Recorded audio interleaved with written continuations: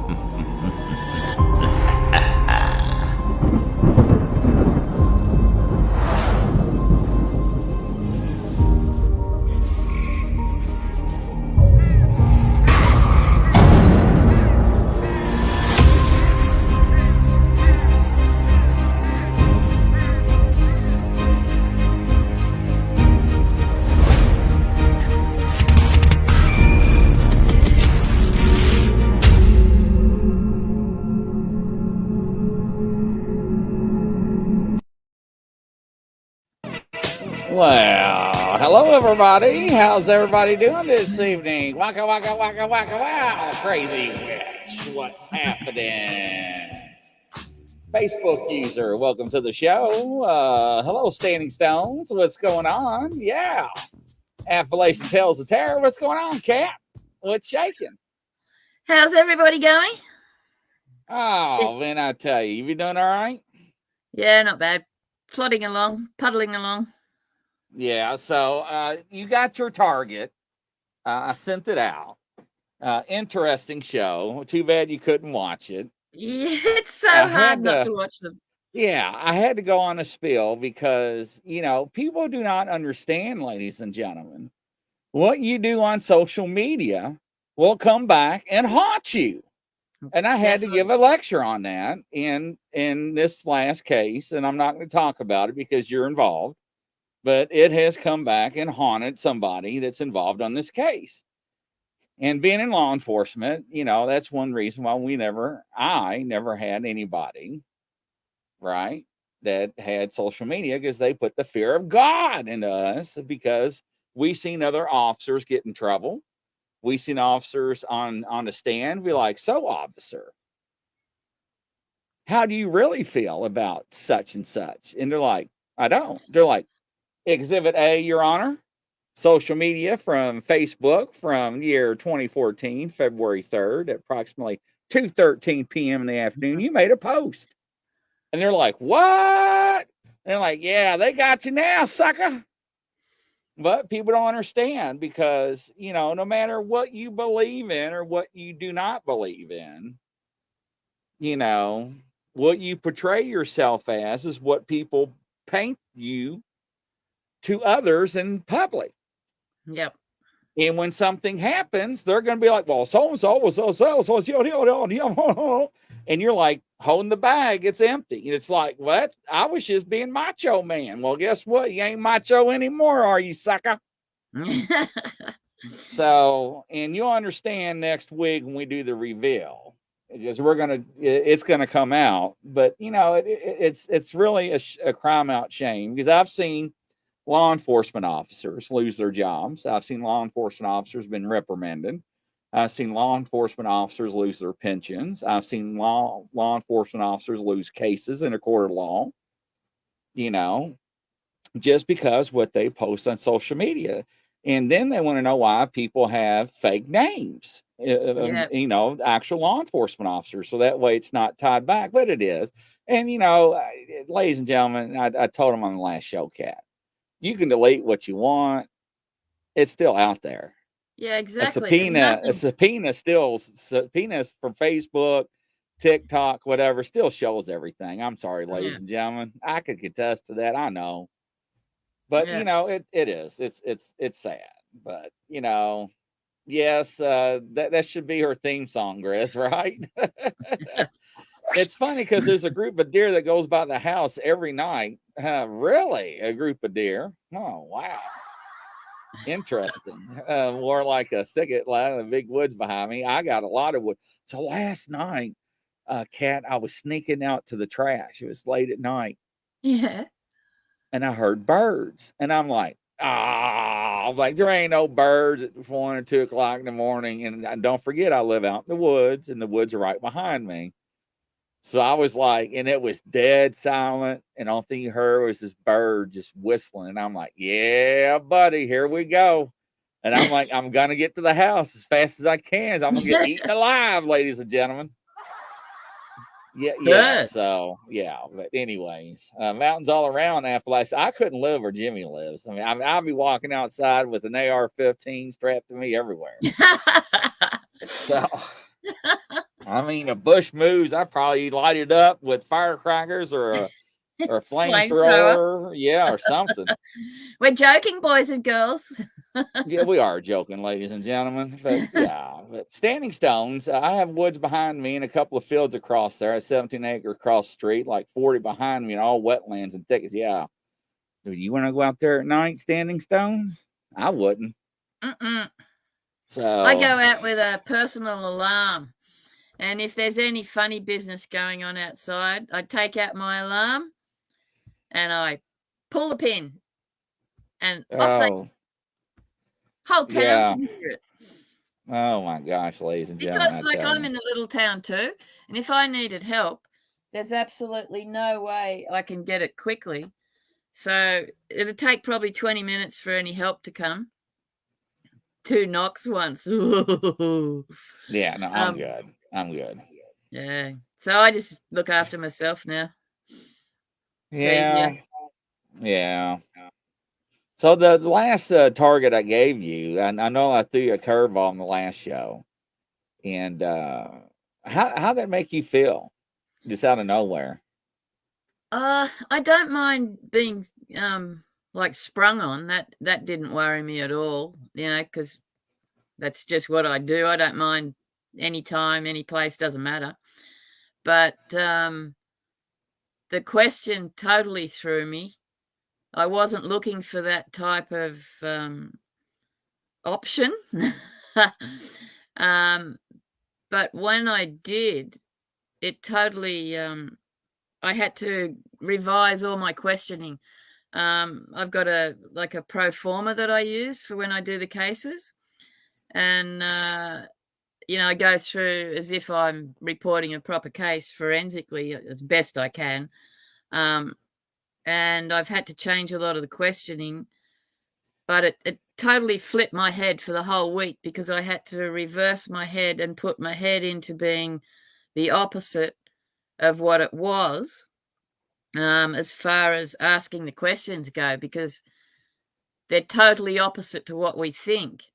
And then I was fooling around with that, and in the Middle East, because I was thinking of reverse. Right. And in the Middle East, when people say no, they go, when they go yes, they just nod, but they keep their eyes straight ahead.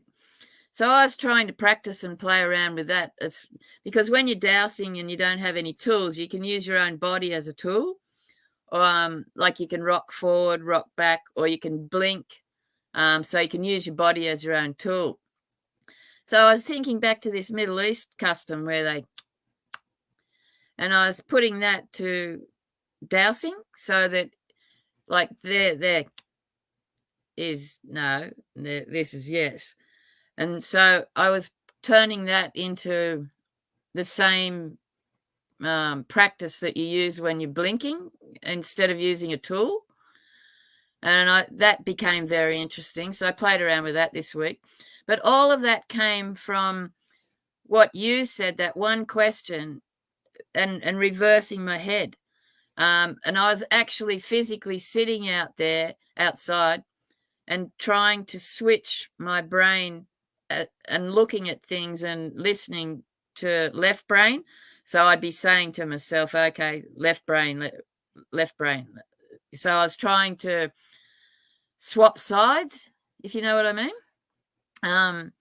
Because of that question, I've learned that I'm going to have to make sure that both left and right are working at the same time equally, so that I'm firing on all pistons equally, because it's flipping my questioning and it can muck up my answers. So, hi, Brenda.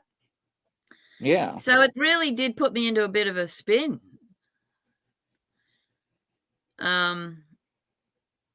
And also it took me to places I've never been before,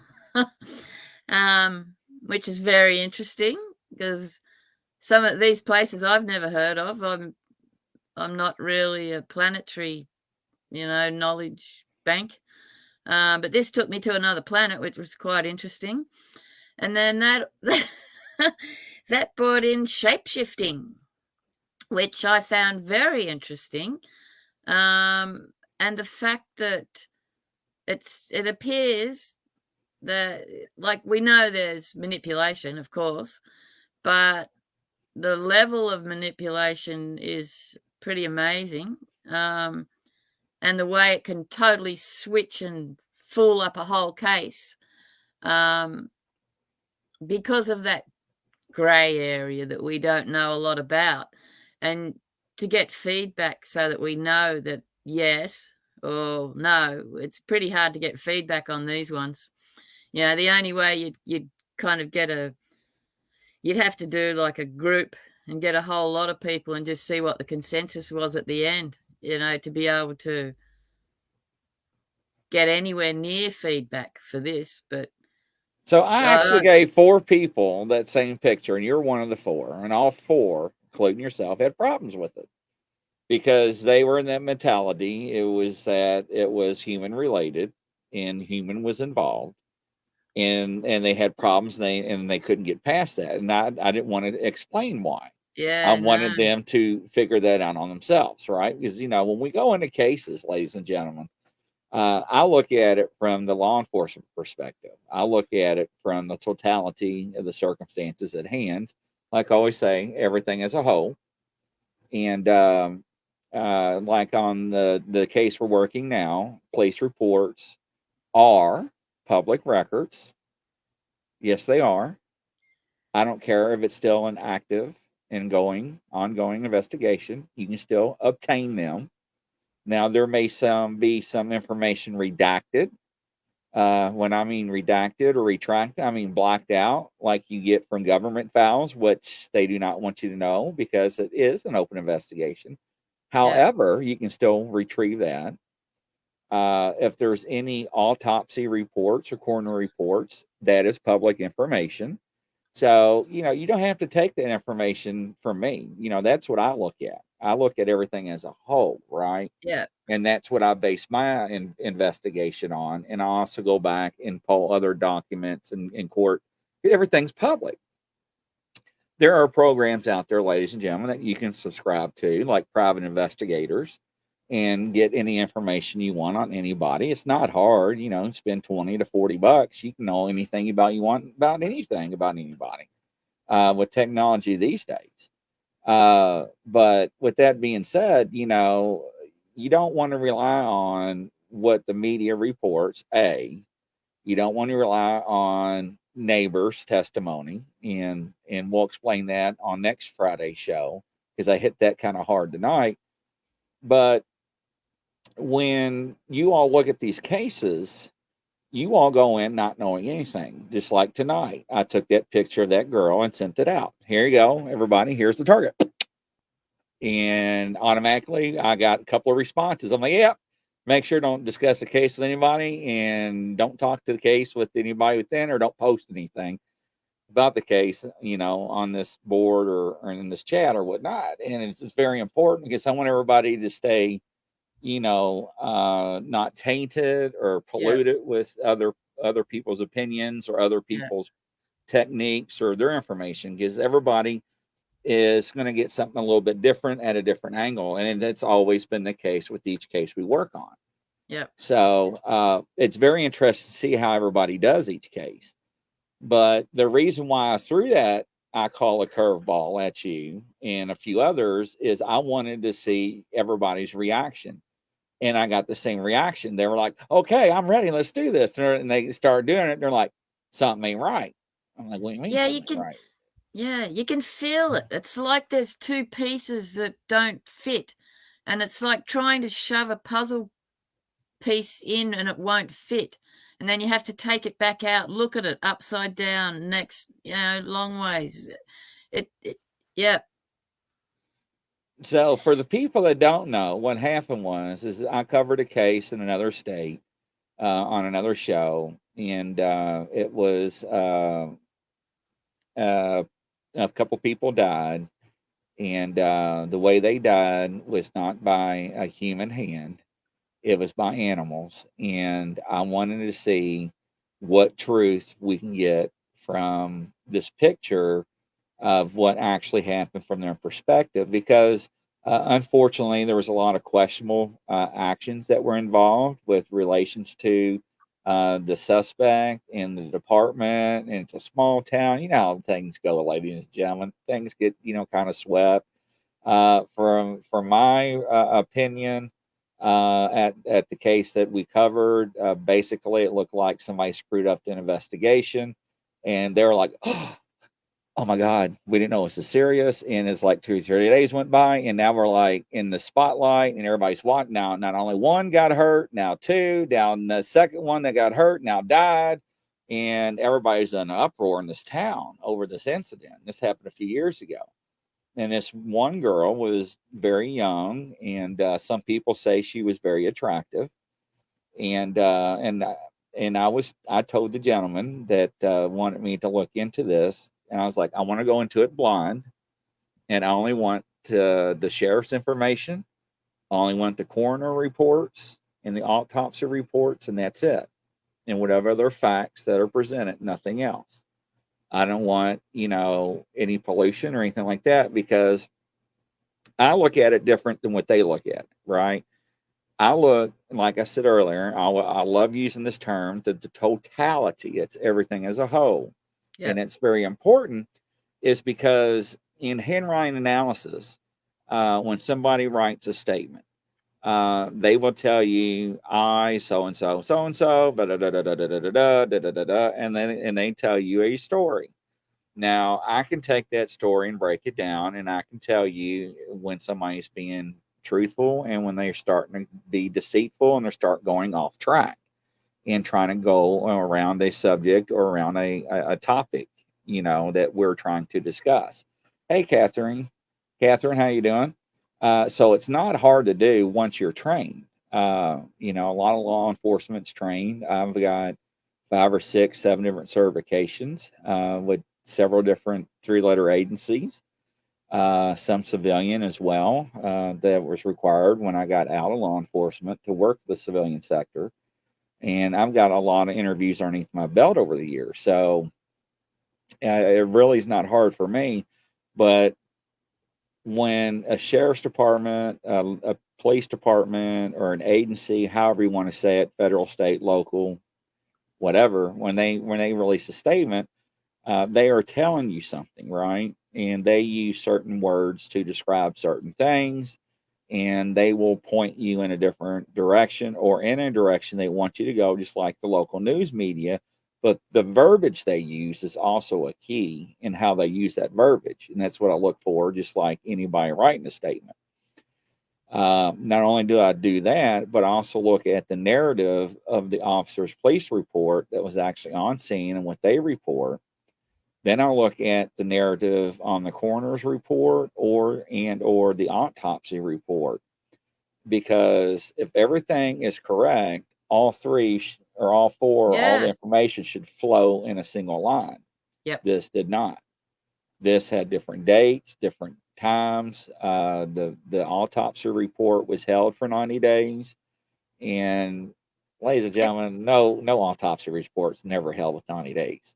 Only time something is ever held for 90 days is like, hey, you better sit on that because we screwed up and we got to figure out Yeah. how we're going to backtrack to make this thing look right.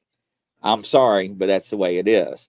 Because usually within 24 to 72 hours, you got a report Yeah. on how, unless you're a small district and you have to send it off to another state or a bigger jurisdiction, which that happens. It may take an extra day or two, but not 90 days, ladies and gentlemen. No way. And it actually said on the report, and I actually have the copies. Now I showed them online, Cat, And not only did I show them online, I showed them the address, the telephone number, the medical examiner's name who signed off on them, and fax number and address where they can get a copy of it. I also said during the show, anybody wants a copy, email me and send me an email. I'll personally deliver the email to you with the PDFs for each suspect, or each not suspect, but each victim that's been murdered, and give you a copy of it. When everybody's in the chat is like, I want a copy, I want a copy. And I'm like, no, email me. Here's the email address, and I put it up. And at the end of the show, not one person asked for the autopsy report. And it was interesting because people like to jump on bandwagons. And that is one of my pet peeves. If you don't know what you're talking about, don't speak. Okay. And a lot of people do that, and that causes a lot of pollution and a lot of disillusion when it comes to cases. And media, fake news, right, is a prime example. So when we come to you and the other people with abilities with cases like this, we are taking everything out of that and separate it and take all that noise and removing it all and saying, this is a picture, what you get, and you all tell us the story. And I'm telling you, I mean, you all batting very high percentages when it comes to the accuracy, when it comes to the facts as known to the cases, especially about the vehicle being involved in the last case, about the guy getting hit with the vehicle. You did not know any of that stuff. And that was a separate person that was not even disclosed to you in that photograph with that female that I gave you, but it was related to her. And because that was hard. Yeah. Because there was a vehicle involved, there was an accident, yet nothing matched. So it's so good, like you say, getting the big picture. I really like you help me a lot because I learn a lot more about how to question and the law reporting side of things. I've never really delved into a lot. So that's made me add another question to my form to cover those areas straight off before I get cracking any further. I'm going to add that next week. What I thought, on those autopsy reports, does an autopsy report usually tell you anything about the brain?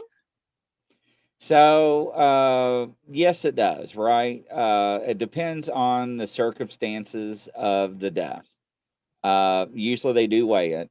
One thing that I have to get used to, and one thing I kept telling the guy, Decker, was like, I'm missing the photographs. And he was like, Grizzly, you're not going to get the photographs. And I'm like, why not? And he was like, you're not on the department. And I'm like, oh, that's right.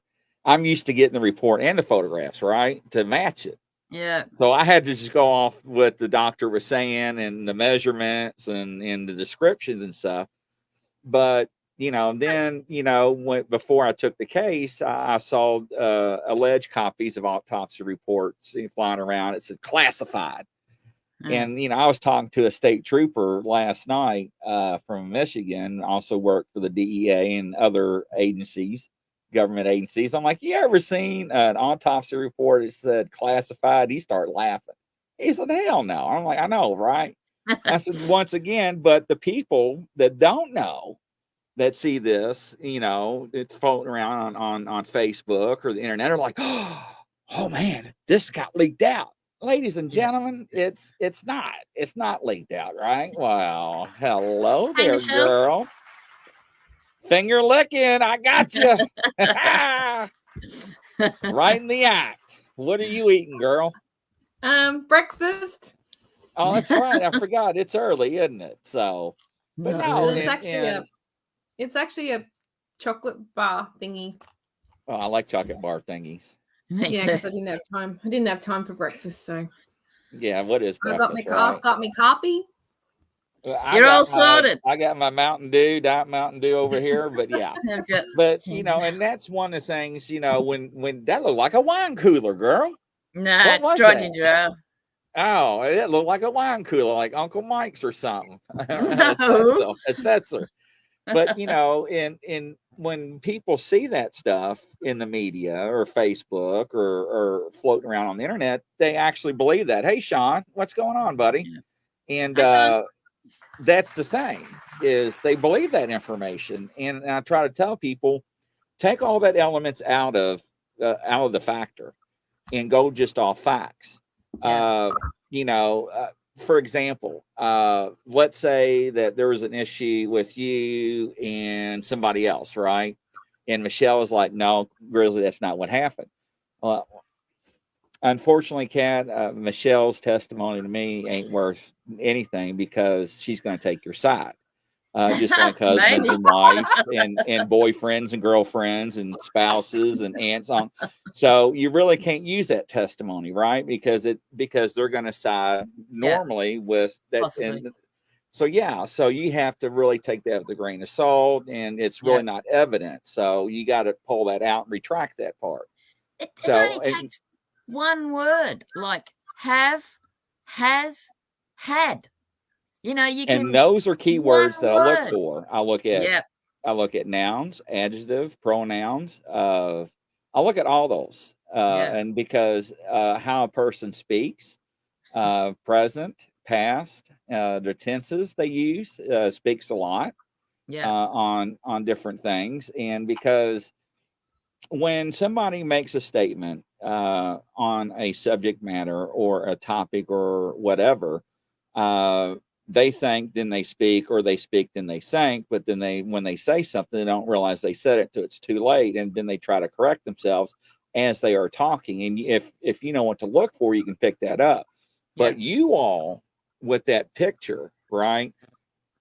Not only did it divide with that young female that died, but also resonated with that other male subject that was involved, with the vehicle and the other person involved that picked up the female and transport the female. It Yeah. actually, spiraled. And this is one of the things I try to teach people. Hello, Norma. Welcome to the show. Is when looking at things, is look at the facts. And yeah, I mean, you're going to hear rumors, you're going to hear, sidebar conversation stuff. Is there any validity to it? There could be.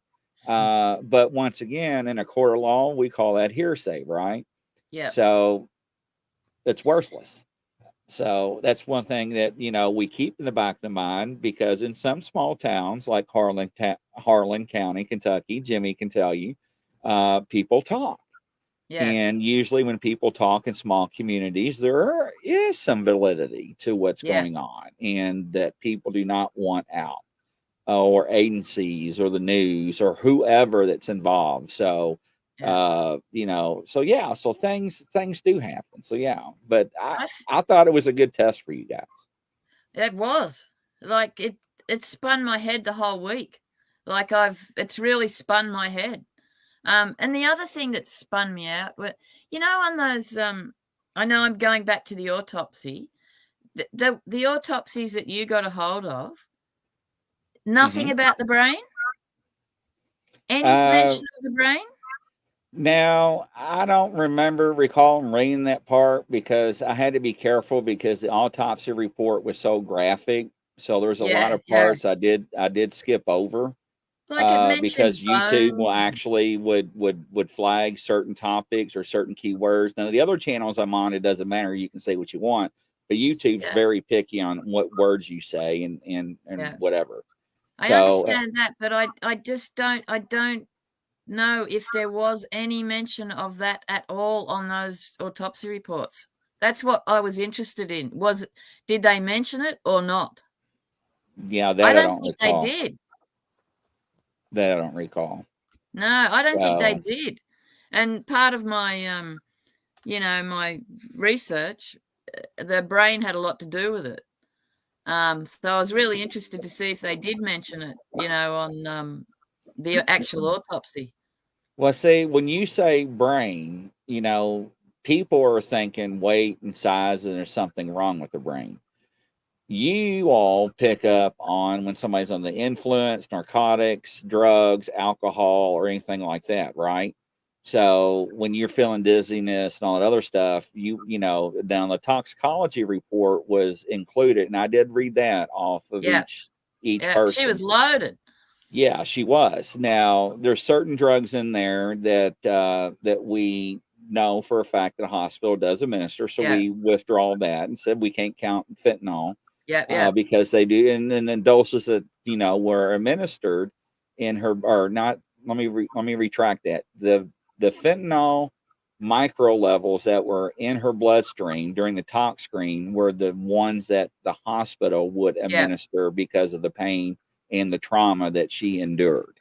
Yeah. So yes, so that is something you know that falls along. So we actually take that out, right? We don't look at that part, but the Yeah. cocaine, the methamphetamine, and Yeah. all that other stuff. Now that's a little different, ladies and gentlemen. Yeah. So you know, I mean, back in the day, you know, I've seen people that had been shot 7 or 8 times and didn't phase them, and still attack the officer and damn near kill him Yeah. because of the you know the narcotics they were under the influence at the time. Yeah. So you know you got to be careful, and you know I've seen, and why do you think drunk people when they have car accidents feel no pain, right? And they Yeah. come That's out right. usually with nothing, with the Yeah. scratch because they're so Exactly. loose and relaxed and they're not tense up and Yeah. trying to brace themselves. So yeah, so there's a lot of different things that you know you can look at, but in your all's aspect, you know, you all look at things totally different than what a citizen would or a law enforcement officer would. So, Yeah. because you don't have, you know, the reports in front of you, right? And those are the key points and factors. Yeah. Now, it's interesting on what you and Michelle pick up because when Michelle looked at it, she was like, ah, Yeah. you know, and that wasn't the only, I mean, everybody had the same reaction, like, oh, and it's like, well, why are you feeling that way? You know, and I wanted to dive deeper because I knew, right? I knew a little bit of the backstory, but I didn't know the totality of all the circumstances as a whole, as a fact. Yeah. And I wanted to go in blind, and I did, and it come out the opposite of what everybody expected it to be, and everybody's like, oh, and it's like, well, it's not all, you know, it's one of those things where you look at everything, then base off the information at hand, you look at the facts. And yes, you know, the people with abilities can have some influence and some weight. Have I It's contacted law enforcement agencies over your all's information? Absolutely. Yeah. You know, is it out there for them to use? Absolutely. Yeah.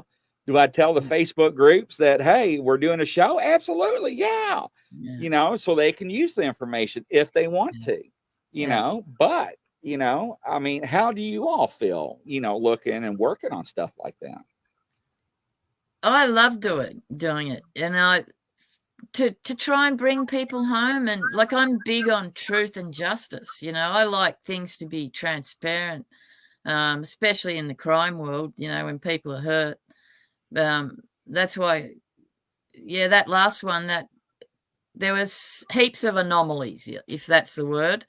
Um, and with the different abilities, it's so good because different people are working in different fields. Like I'm not really involved in many of the fields, you know, but a lot of other people like Michelle, Lola, Leah, Pat, everyone's into a lot of other fields at the one time. But Right. what I really like is the different areas the senses touch from everybody else, because all the sensory areas are popping in here and there to different parts of the narrative. And then when we Right. join it all up, it's really good. Yeah, so like that one case we did, you know, where the family was actually involved, I had one of the psychics were like, you know, kind of like in one of those modes, like, well, I never had family involved before, where they were asking me questions. And it's like, well, that's my fault because I did not disclose that. But you know, we kind of felt bad, and, you know, it was kind of a different case. And yeah, you know, maybe I should have asked permission. Now, they weren't upset. It No. just, it threw their concentration off. Yeah. Because a couple of people are not used to having validation. They're used to just picking up the information and relaying it, and that's it. And they're done. All right. And not having, oh yes, you are right, or yes, this. And then and each time that they were confirming stuff, more information was coming out during the conversation, and they're like, I don't know what to say because it's going to sound graphic and this may hurt their Yeah. feelings. And the presentation is a key in a lot of this stuff, especially when y'all pick up. I do believe, don't y'all believe that, Yeah. I do. Michelle? And yeah, it's like walking a tightrope. I really, seriously, yes. I do find it difficult. I don't like hurting people's feelings. No. And I do not like tuning into dark stuff. I spent a couple of years with somebody else doing paranormal house clearings. And it was always me that ended up bringing something home because I was so empathic to what was going on that, you know, I ended up bringing that person home, or ended up knowing the backstory of Well, sure in the hell wasn't Grizzly. You know, if you had Grizzly home. Well, did you see her eyes on that? She's like, what? What? So yeah, when I'm you sorry, showed I me had that, to. that's all right. When you showed me that picture last week, and it was like, oh no, was that last week? Gosh. Yeah, that's the one we've just been talking about. The new came Yeah, out. that freaked me out because I've had a couple that demonic ones that you know, and I just backed out the doors like, nah. You need, I know, Sean. you go get a priest, a minister. Yeah. I'm out of here. This is not my field. Right. Yeah. And well, Yeah, I'm like that too. Yeah. But I think presentation is a lot. And unfortunately, and I told Kat before the other ones, unfiltered, let it roll. And they're like, what? Yeah. And I'm like, just let it roll. And they're like, are 'Cause you so- serious? And I'm like, yeah, it don't matter how graphic it is, let it roll.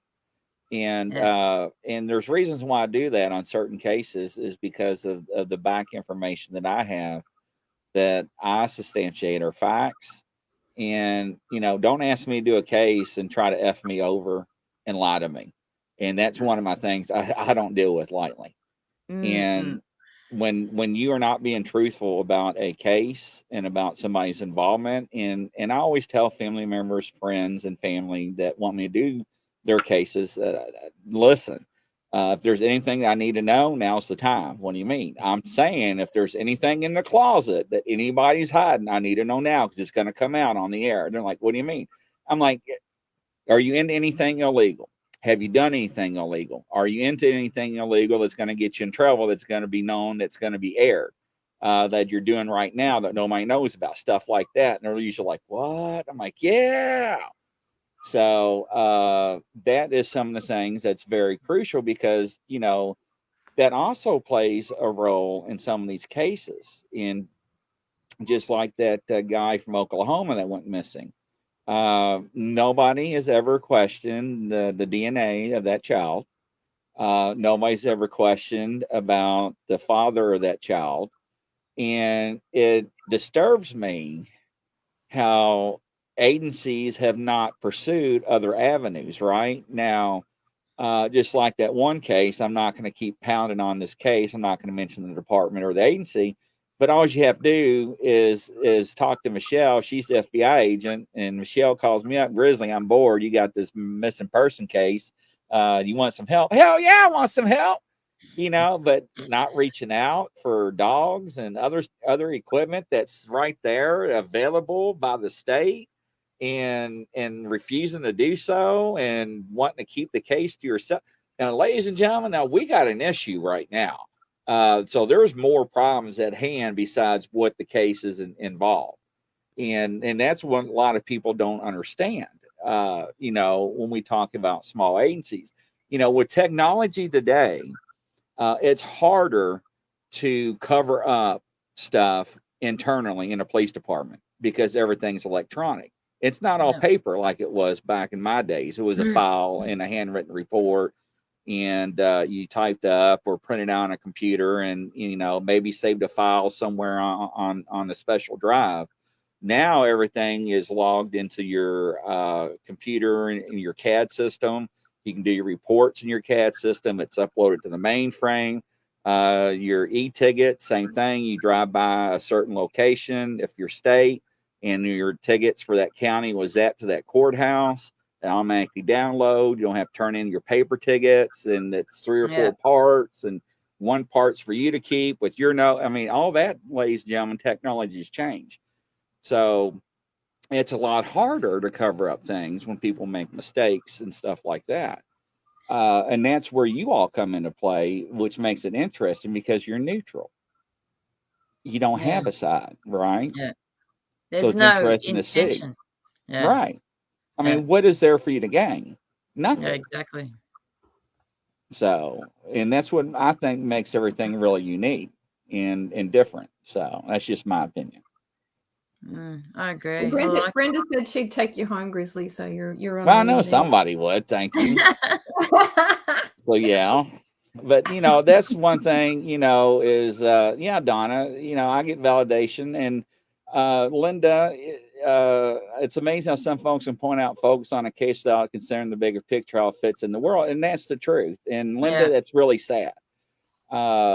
In one case we're working on, and we'll explain a little bit more next Friday, is that we have a person that acted big bad, and he was macho man and all this other stuff, and the police went in and raided the house, and I didn't find a damn thing, and he was like, oh, he's just trying to act like I was somebody, and now the whole world betrays him, as this awful monster, which he probably is. I'm not saying he's not, but it painted a different side of people, and that's why I say you got to be careful what you say and what you do.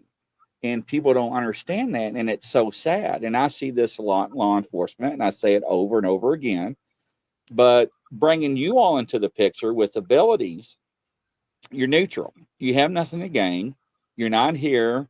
And I know it's hard because, you're like, okay, well, this is what I'm getting. And then I don't know if it's right or not, but blah, blah, blah, blah, blah, blah. Because you don't know what we have, stacked in the corner. And you're like, yeah, you're right. You're hitting the valid points. And you're like, what? And I'm like, yeah.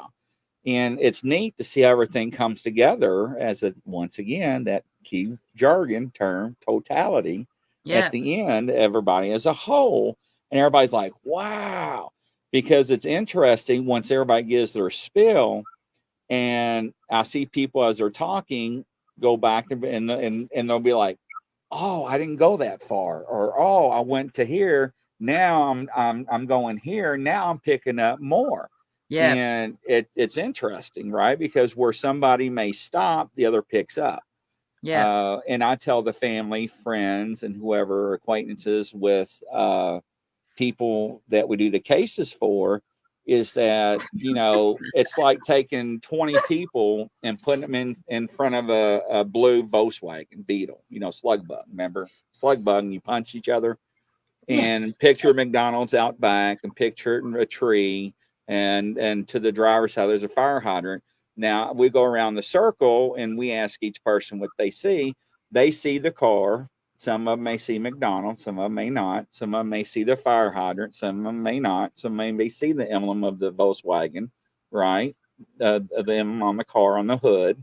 And but they're all still seeing the same picture, but at a different angle. And I try to explain that to the family and stuff because, we had one person on a sad note that sidebarred the family. The family wanted more answers, and they're like, well, they wanted to talk to me. I'm like, you do what you want. I'm just saying, I would just be careful what you say to them because, and I explained to them. And next thing you know, 4 hours later, they're like, damn, I had no idea they were going to be like this. And I'm like, well, that's why we do it in a certain format. And, they don't talk to people. Because they want, sometimes if they are involved, let's say they are, they want to know how far and how much knowledge somebody else may know. that may implicate them. So you got to be careful, because I don't know the facts and everything up front either, because, we're dealing with unknown cases, missing person cases. We don't have all the facts. We just know what the departments are reporting, what the media is reporting from the departments, and then whatever Joe and Rhonda next door are saying on the news about their neighbors, which don't mean smack dilly squat to me, because half the time it's wrong anyways. But you know how that goes. And also we've got to protect ourselves. If that person's still out there, and playing games, and they think we're getting too close, it can stir other actions up. But definitely the big picture, because everything's linked these days. It's all complicated. Well, not everything, but most things. There's laundering or child trafficking or God knows what's linked up to it, Right. And we'll be right back, ladies and gentlemen.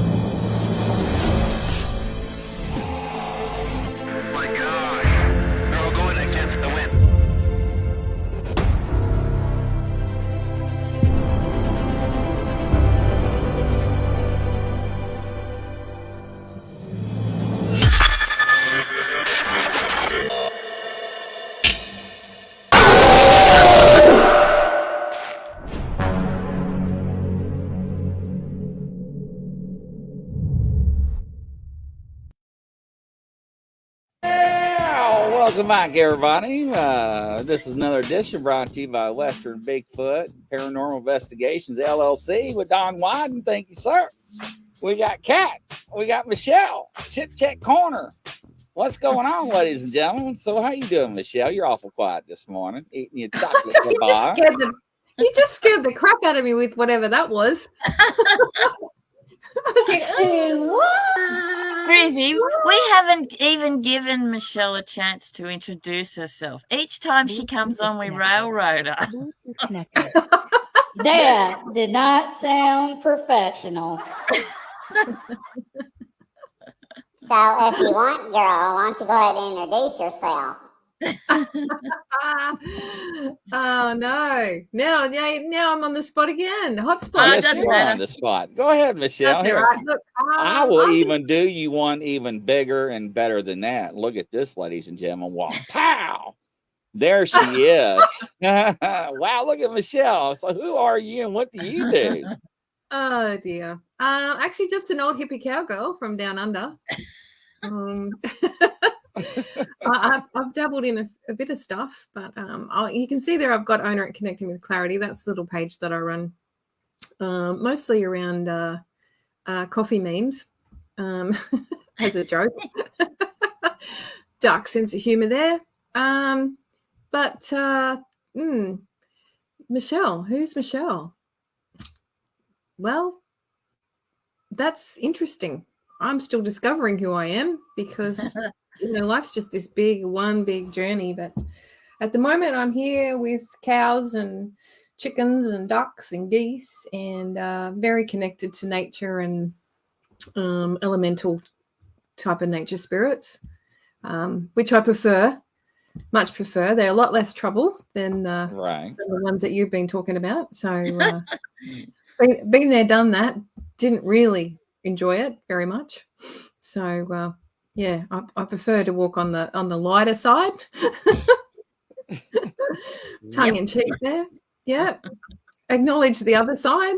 It's like, how you going, guys? See you later. Yep. Go and stay over there. So right. Yeah. So I just run a little page, mostly uplifting, do some tarot and things like that just to keep people engaged. And yeah, just take each day as it comes. Nothing wrong with that. Mm. Mm. So Cath, what abilities? Cath's You're- my you're- Reiki mentor. Yeah, we've known each other for a long time. Yeah, we have. Yeah, Like jelly beans. Yeah. Like pretty cats. We mostly have collaborated recently just on animal stuff, really. I get something, I'll call on Cath and go, can you just come in and check this? I'm getting the right information. And she does that for me, which I love. I love doing that. Not because they're ill or anything, but it's just nice, you know, to be Yeah. able to try and help. Yeah. And the animals are so gentle. Yeah, because it's when you're close to something, when you're emotionally involved in something, you cannot be neutral, you cannot be detached. Yeah. And so you can't really trust what you're getting, or you don't. But Yeah, it's good to have a backup. it is. Like I come to Michelle if I need backup, you know, as well for my daughter, or, you know, because it's too personal. Same, exactly what Michelle said. You know, there's things you just can't settle down on. So we get backup. We each back up each other. It's good. Yeah, and there's nothing wrong with that, because I do that with other law enforcement people that's worked in federal, and I'll run certain things by them. Just be like, hey, take a look at this and make sure I'm not thinking too far outside the box. Yeah. And and sometimes I need validation, ladies and gentlemen. I'm not going to say I don't. I bounce stuff off other law enforcement that are active or retired and get their opinions, because I value them, and that way I know that I'm on the right track as well. Because it's weird that you seem like you're batting 100 all the time. It's like, you got to make a mistake, and you do, because we're human. We're not always perfect, and we're not always on the right track. So it's always to have that validation or partner in backup. Now, Michelle, what type of abilities do you have? What type of abilities? Gosh, that's putting me on the spot, isn't it? You're a multi-purpose. You mean you want me to label myself? Just a hair. What can you do? What can I do? Well, I'm very strong empathic. I channel messages through I use cards as a medium. Clairvoyant as well. I come from a Celtic background, so quite clairvoyant also. I've had like sometimes I'll hear things. It's all over the place with me. They talk about the clairs, but I've got probably most of the clairs, but that comes in and out. Yeah. That's interesting. I'm just curious. I'm a curious kind of person. Like I'm curious about, if something happens or I'm sent a sign, then I'll go in and explore that. And there's some wonderful stuff out there. Yeah, some scary stuff too, but there's some wonderful stuff. Yeah.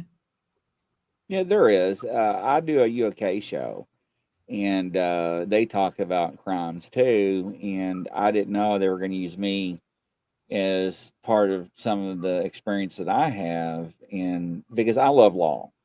And anytime that we do a case, I always bring up the state statutes in that state, don't I, Cath? And recite them and tell people where to go and why they are charged with that, or how come they did not get charged when there are charges they could be charged with. I always was told when I was young, if you learn the HR policies or learn the law, you'll always be ahead and always will win. And when I was told that, I laughed. And I saw people that didn't know the law or their workplace SOPs, standard operating procedures, or HR policies, and they would always get in trouble. And I was like, ooh, well, I'm going to be ahead of everybody. And ever since then, it's just always been fascinated. So I look at things a little bit different than you all do. But when we put everything, once again, in totality, my buddy laughs at me because I use it a lot, because it does. It makes sense. Everything as a whole. It does come together, like everybody says, pieces of the puzzle. Brenna says all purpose. It does. It really feeds each other. Yeah. But it's interesting to see people across the globe with different abilities do different things. It's Uh, amazing. it really is. It's It very is. There's impressive. so much. The gifts of people out there are unbelievable. You know, like I admire the ones that can come straight in, and see, feel, hear straight away kind of thing. I admire that. That must be really hard. Yeah, Well, Because it's it like a is. muscle. They just practice. They've practiced. So, intuition and all that stuff is just like another muscle. yeah, Yeah. So, yeah, it's I have, Donna. And a lot of people have, but people like you all, with people with abilities, can see a whole lot more that I don't see that actually did happen. And that's why I rely on people with abilities to give me that information to make understanding of a case that we're looking at, because that's the unknown factor. And this is where a lot of people in a court of law, don't matter if it's Australia, United Kingdom, Japan, China, Ireland, whatever, court of law, even like Cat would say, now you got a relationship with the local law enforcement officer that really looks at your information and we're going to file that. And a lot of agencies in America, they would be like, yeah, okay. this is a But a lot of, first with me. Like yeah, total. and that's awesome though, because not It is. only have they vetted you, right, but now you are deemed credible and reliable. So when you keep doing this, don't be surprised when that stuff starts showing up in testimony and in court. Where'd you get this information? Well, I got it from right here. Mm, And why did you use her? Well, because just like when I vetted informants, right, whether when they were paid informants or not, on the PD, they had to do X amount of cases first before they can get paid. So I yeah, can prove that they were okay in a court of law to testify, even with their background and the cases they already been charged with, right? yeah, The credibility part, and that was real hard to establish with a lot of people. So because there, I don't know if it's changed, but there was a law where you can protect your source of, well, we call them snitches, paid informants, or CIs, confidential whistleblowers. informants, whatever, Yeah, whistleblowers, however you want to label them. But there's times where a judge will be like, Grizzly, you got to cough up a name. I'm like, oh no, I'm not doing that. I ain't blowing my resource. Sorry, when your case is dismissed. All right, we'll dismiss the damn case. I'll yeah, I'll get that SOB next time around. That's not a problem. And yeah, that happens a lot. So I'd rather sacrifice a case and get the person next time instead of losing a whole bunch of other ones. yeah, yeah, And but with you building that relationship, that's awesome, because now he's establishing. So my philosophy is, and it's an old saying: if people like you, they'll listen. yeah, If people trust you, they'll do business with you. yeah, And a lot of people need to let that resonate with themselves, because that goes a long ways, and people don't understand that when it comes to people and so forth. Why do you think these big preachers do so well? Why do you think these public speakers do so well? yeah, Even though they're full of crap half the time and not telling you the true message that's supposed to be out there, they like you, so they listen, they trust you, and they'll give you money, right? Just like early people with old repairs on houses and so forth, and they take their money and they run. They trust them and they build the relationships, and it's awful. And we call that crimes against the elderly and so forth. We can go on and on, but it's real nice to see that you're establishing that with your local agency and that officer. I think that's really awesome. I'm amazed. Like, because down our way, no, they don't very like close. this. Yeah, No, close-minded. but Don't you ever though, like you could be looking at a case or hear a case and it's got all the facts in the world. I don't know about you, but for me it's like a knowing yeah, that that's off, that is wrong, That is, you know, and I've always been like that. It doesn't matter what facts are presented to me, that if I get that feeling that, nah, Same. it's off. Yeah. You know, it's not right. It's not true. It's not the truth. Yeah. Dad used to and see facts this for look. one thing, but truth is something else. Yeah, that's right. Dad used to see this look come over my face, he said, and he'd say straight away, he'd say, Catherine, and I'd go, you know, he stay out of it. That's what he'd say. Catherine, stay out of it. He could see me going, tick, tick, tick, tick, you know, but yeah. But the thing with that is, right, is that back in my days, if Michelle, you'd have ran a stop sign and you'd have been like, screw you, copper, I'm fighting you, you pig, I'm going to court. And I'll be like, to what? Over a stop sign? Whatever. You're ignorant. And we go to court, and I don't have video. We go in front of the judge. The judge is like, Grizzly, what happened? And she ran a stop sign right in front of me. And they're going to go, Michelle, what happened? He's lying. I didn't run the stop sign. I came to a complete stop. And the judge is going to go, Michelle, you think this officer is going to come to court and testify under oath that you ran a stop sign and you telling me that you did not? Guilty. And they would take my word. Now, that's how things went back then. Now, these days, with everything coming out, it's, whoa, you got to have proof. You got to have preponderance of the evidence, right? That you're charging somebody, because now you can't just say, you know, this law enforcement officer said this and it's the gospel, because how many times have we seen now that people are being busted and not telling the truth? And why did that happen? Because we got bad apples. Exactly. So, and it actually came out. So, yeah, and that's the thing. And why would a cop lie about a stop sign? Now, today, I can see many reasons why. They had a vendetta. You're a dope dealer. Oh, it's an easy PC stop. You crossed the center line. That's my probable cause. You didn't use your blinker. Another probable cause. And my rule of thumb was I used to have minimum 2 PC probable cause to make a traffic stop for an infraction. That way, when I got questioned on what you did wrong, I'm like, well, not only did she do this, but she also did this. And oh, by the way, the speed limit was 55. She's doing 62. So I want to stop, make sure, and say hello to her as well and check her out. And they're like, oh, well, that's 3. And that gives me more credibility over you. See what I'm saying? Not only that, I got you on dash cam, I got you on chest cam, and now you can say what you want, and all I got to do is play a video. But you know, it's sad how things changed and how people actually got crucified. Hi, Kelly. Welcome to the show. Nice to have you. Hi, Kelly. I found, you know, with did you hear about that little canister that went missing over here? It's this tiny little canister.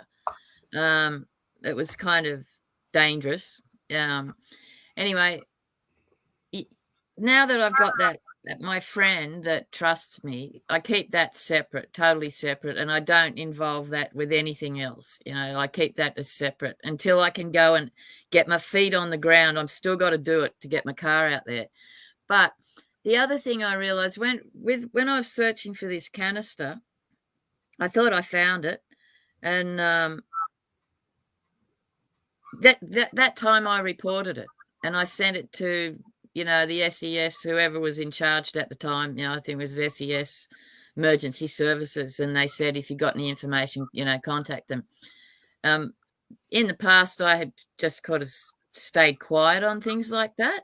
You know, I do it at home to putter around by myself. This time, and usually I'm scared of as well, because, like you say, it's your reputation. They'll, you know, think you're an idiot or whatever.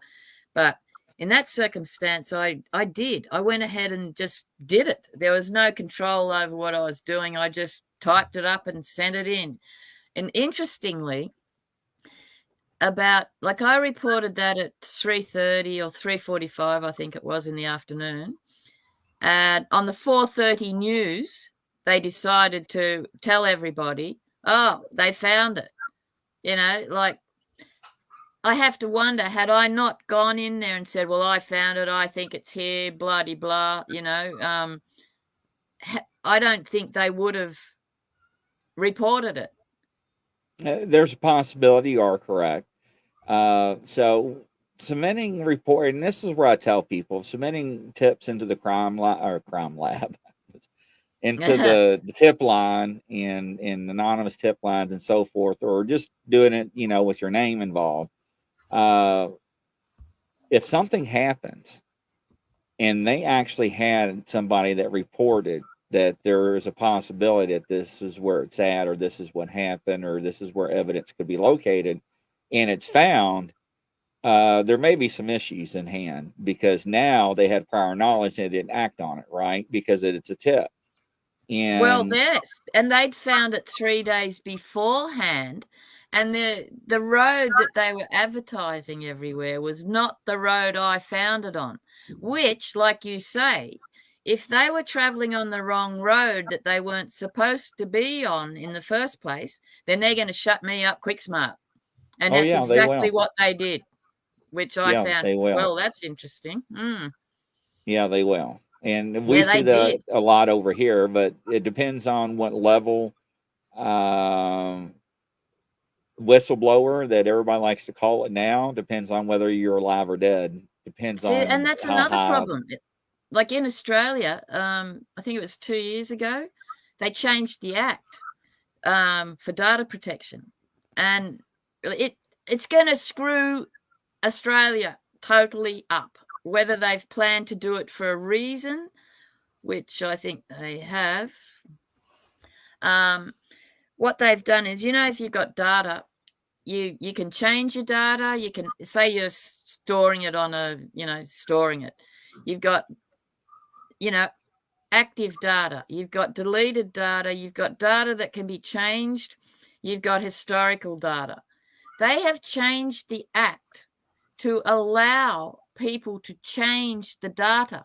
I went off my nut. Like, I'm an information security analyst. That is sacrilege what they've done, because that has now opened the gates for anyone, me included, to say, oh, no, that's not what the data was. Somebody's obviously changed the data, and that's giving everybody else.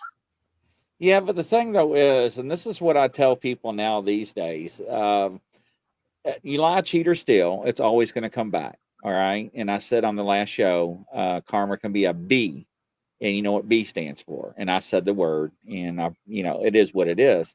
And I think karma takes care of itself. But it goes back to, let's use law enforcement agencies, digital, right? So anytime you alter something, there is a forensic trace, and you cannot erase that forensic trace. And people don't realize that. And that's why everybody at launder monies or alters the bottom line in their businesses way back when it was easy to launder money or to steal money for a company, because they would just change the numbers on the books. Yeah. Or in the computer before people knew how to do computer forensics. Yeah. And ladies and gentlemen, I'll tell you this, which I probably shouldn't say on the air, probably get in trouble. But for a fact, law enforcement can have your mail diverted and you do not know. Yes. And they can open that mail, read the mail, scan that mail, reseal it, and send it right to you, and you will never notice it.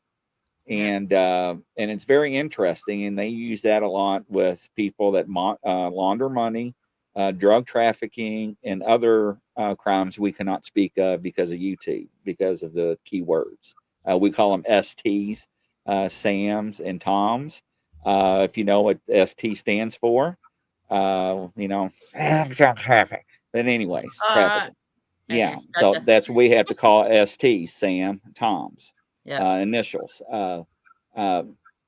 But you know, and they're allowed to do that. And I know when I was on county, I know a lot of county that worked for the DEA and feds that would do that, and they would actually confiscate businesses.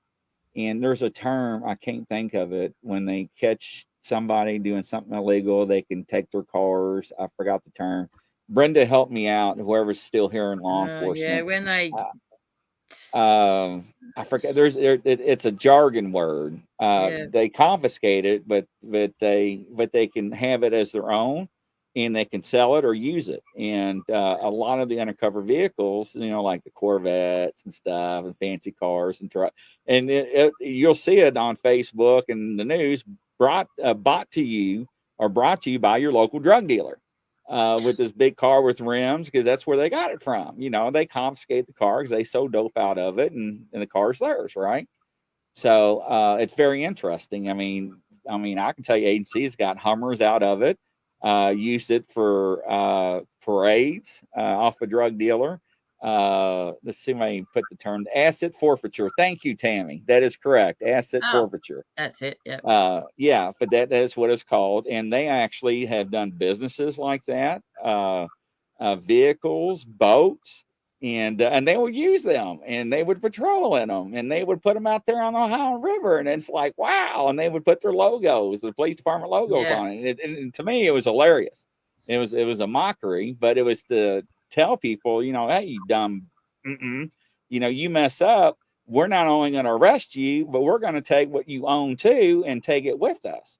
Yeah. And so, yes, asset forfeitures. Now, I know the laws changed a lot in my state where I policed in, especially in which one thing I could never understand is, Michelle, I pull you over and you got $40,000 in cash, right? $40,000 in cash. And I'm like, what the hell? Yeah, right. So I don't know you have this cash. I'm a canine handler. So I get my canine out. And of course, most of the paper money in America somehow has been touched with narcotics, cocaine or whatnot, right? So dog's going to hit on it. Oh, well, before I used to be able to take that money and put it into evidence. Now you have to show me proof why you had that money and so forth. And what happened was, if you couldn't, then I would take that money and keep it for the department and use it as I want, and went to a special account until after the court case was done, and it was our money. And then if I worked for, let's say Cath worked for a county and she worked for DEA, but still worked for the county under the DEA task force, she would get a percentage of that for her department, and the DEA would take a percentage as well. So there was like a pie that was split up, which was very interesting. But then they changed the law. If you said that, well, it's my son's college fund. No worries. What do you mean? What do you mean I can't keep the money? Well, you got to give it back to him. There's no proof that it's not college money. And it's like, what? So that went way over hell in a handbasket, because they were losing money on the side of the road. The state was, and so were police officers, unless they can prove beyond a reasonable doubt it was drug related or laundering money. They couldn't touch the funds, and that was interesting. So each state start following suit on. How do we get on this subject, by the way? I don't know. We get on all sorts of subjects. I know. Michelle's like, yeah, I'm here. It's like, sounds corrupt. The whole thing sounds bloody corrupt. It is. So, Tammy Johnson, I helped seize a couple for selling drugs out of vehicle, unless they're still making payments on it. You know what? Some counties, they didn't care made payments on it or not. It was theirs. So it was pretty interesting. But laws have changed, I know, over the years. So that's probably true now in most states, if not all states. So yeah, but it was very interesting. So, but most of the dope dealers had cars that were paid for anyways. But that's what we found out. Yeah, but I don't know how we got on that subject. I'm sorry, I didn't mean to do a tandem or anything. But Michelle's just like, yes, you did. Yes, we're you talking did. about data. Michelle, there's a little girl missing near you. I've been working on her this week. Yeah, not far from you at all. Really? What's not far? Little 10-year-old girl. She was at the parents' place and went away, and the parents knew she'd went away, but then she didn't come back a week later, and then they decided to put the missing persons out there for this little girl. That no one's talking about it. It's all dead quiet. I don't get it. Haven't heard. She's 10 years old. She's only about, I don't know, 40 miles from where you are. Really? Yeah. Haven't heard a word. It's weird. And then there's another girl missing in Tasmania. I only just found out about it. And I've said something on Facebook like, how come Australia doesn't know about this? And they're saying, oh. Who waits a week to report their child missing? Exactly. Oh, they thought she was okay. 10 years old, you know. Oh, What, she's okay. in the middle of winter, and we've had freezing cold, wind, rain. Yeah, sure, she's going to be okay. But that's dodgy. See, there you go. I've got 4 pages on it already, and I just sent it straight into Crime Stoppers straight away. Yeah. You know, I didn't have any qualms about that one. Bang, straight off. If they take notice, good. If they don't, they're silly. I'll tell you what they do, ladies and gentlemen. I don't have paper laying around here. It'd be like, hey, another report from Cath. Hey, Charles, it's yours. Come here, come get it. It's Cath again. Like Cath. Yeah. That doesn't sound like it's going to have a very nice ending, Cath. I think it will if they chop. Like chop. That's why I sent it in. The minute I finished it, I sent it straight in. Usually I'll sit and I'll go, oh, should I, shouldn't I? No, I'm listening to Dad, you know. Stay out of it, Catherine. This time, bang, bang. As soon as I finished it, I haven't heard anything from any news, nothing. No, and you won't. And this is the point I was trying to make. And I'm sorry I got sidetracked, ladies and gentlemen. Excuse me, the carbonation. Is that the crime tips? This is where I was leading to. And this is what aggravates the fire out of me. When they have those crime hotlines and those emails and those recording machines and whatever they use and whatever, they need to investigate that. They need to look at that with due diligence. And a lot of times, unfortunately, they don't. They're like, nah, I don't think that's credible. I'm put it to the side.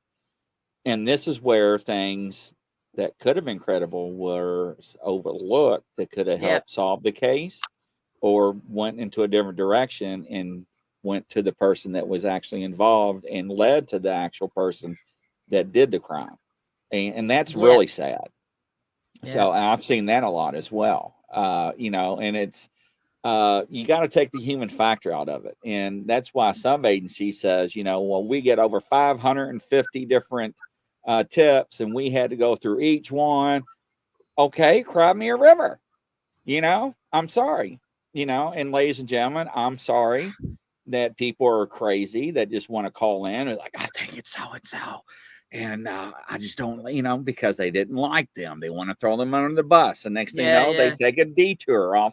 And, you know, and I tell people, if you don't have credible evidence, you know, it's okay. Don't do it.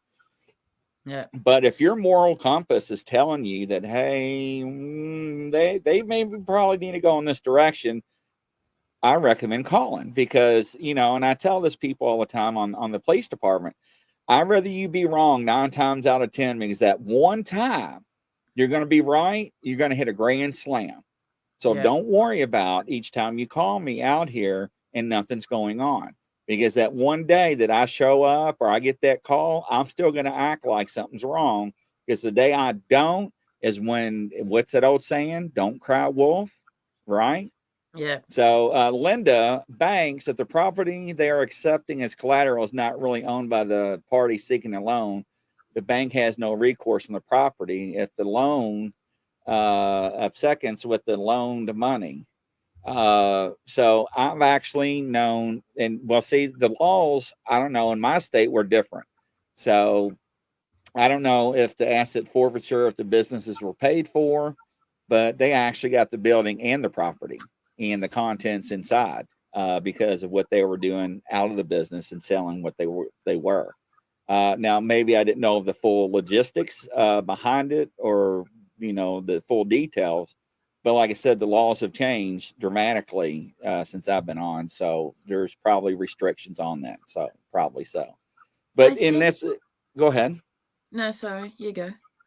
But this is why I'm saying that I think whether it's information coming from you, whether it's from, you know, Michelle or somebody else, Tammy or Deloso or anybody or Linda, if somebody thinks they have credible information, or, I always tell them, call it in. You may not be right. It's okay, but don't call it in because you're mad at somebody or you Yeah. don't like them, or, Yeah. well, that neighbor's strange, so I want to call them in. Well, that's not good enough, reason to call it in. I mean, you got to have some validity behind it, Yeah. and some people are like, well, I just got that gut feeling. And how many times have you seen on the news, the neighbor next door is a serial killer, and they're like, well, I never knew. Well, he was just a nice guy. Yeah, Yeah. we had tea together. He'd cut my lawn every time here and there, and you're like, hello, right? Oh my God, she reacted. I liked it. She laughed. Ooh, Yeah. I think now that I'm putting it in like a proper forensic report, and at the beginning of the report, I say, I douse, you can believe me if you like, whatever. But, I douse, blah, de blah. So I fill them in first in the first sentence. But then I do the full forensic reports, like I do with you. And I think they're more respected in a way, than me just giving this crappy typed up piece of paper kind of thing. Now that I've got, like, I give myself case numbers, I give the date, everything, and I go all the way through. What's this? Can someone explain if you hear your name from outside your property, but no one's there at all? What does that mean? Daryl? Michelle, Cath, No, what does that do you mean? want me to answer that? Yeah, why not? You already picked it up. You picked it up as soon as you read it, so I saw it in your eyes. I don't know, Daryl. No, it's There's not. Michelle no one does. there. If that, Maybe- if it's serious, like, well, someone could be just playing with him, Yeah. trying to psych him out. Oh, they've tape recorded it and they've playing it on tape recorder. Yeah, but Now come on, somebody's someone throwing your from- curveball. Now they say if they're invisible. someone from the other side trying to get his attention. Yeah. I would be Yeah. saying, well, what are you been up to, Daryl? Who's trying to get in touch with you?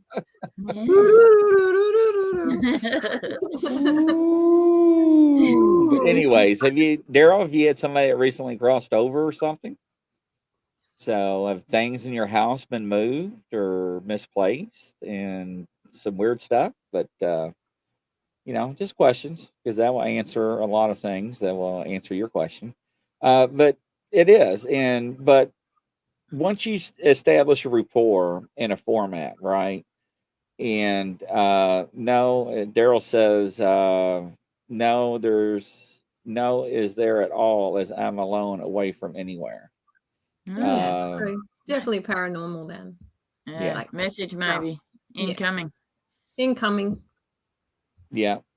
But you start to build that credibility up, right? And so when I went to the civilian side, I couldn't believe how this one company was like not getting restitution and not winning their cases in the court of law. And I'm like, and they're like, well, what are you going to do? I'm like, well, watch this, and I'd changed their standard operating procedure. I implemented some new practices and how we collected evidence and so forth. And I think the third case, we got $265,000 in restitution.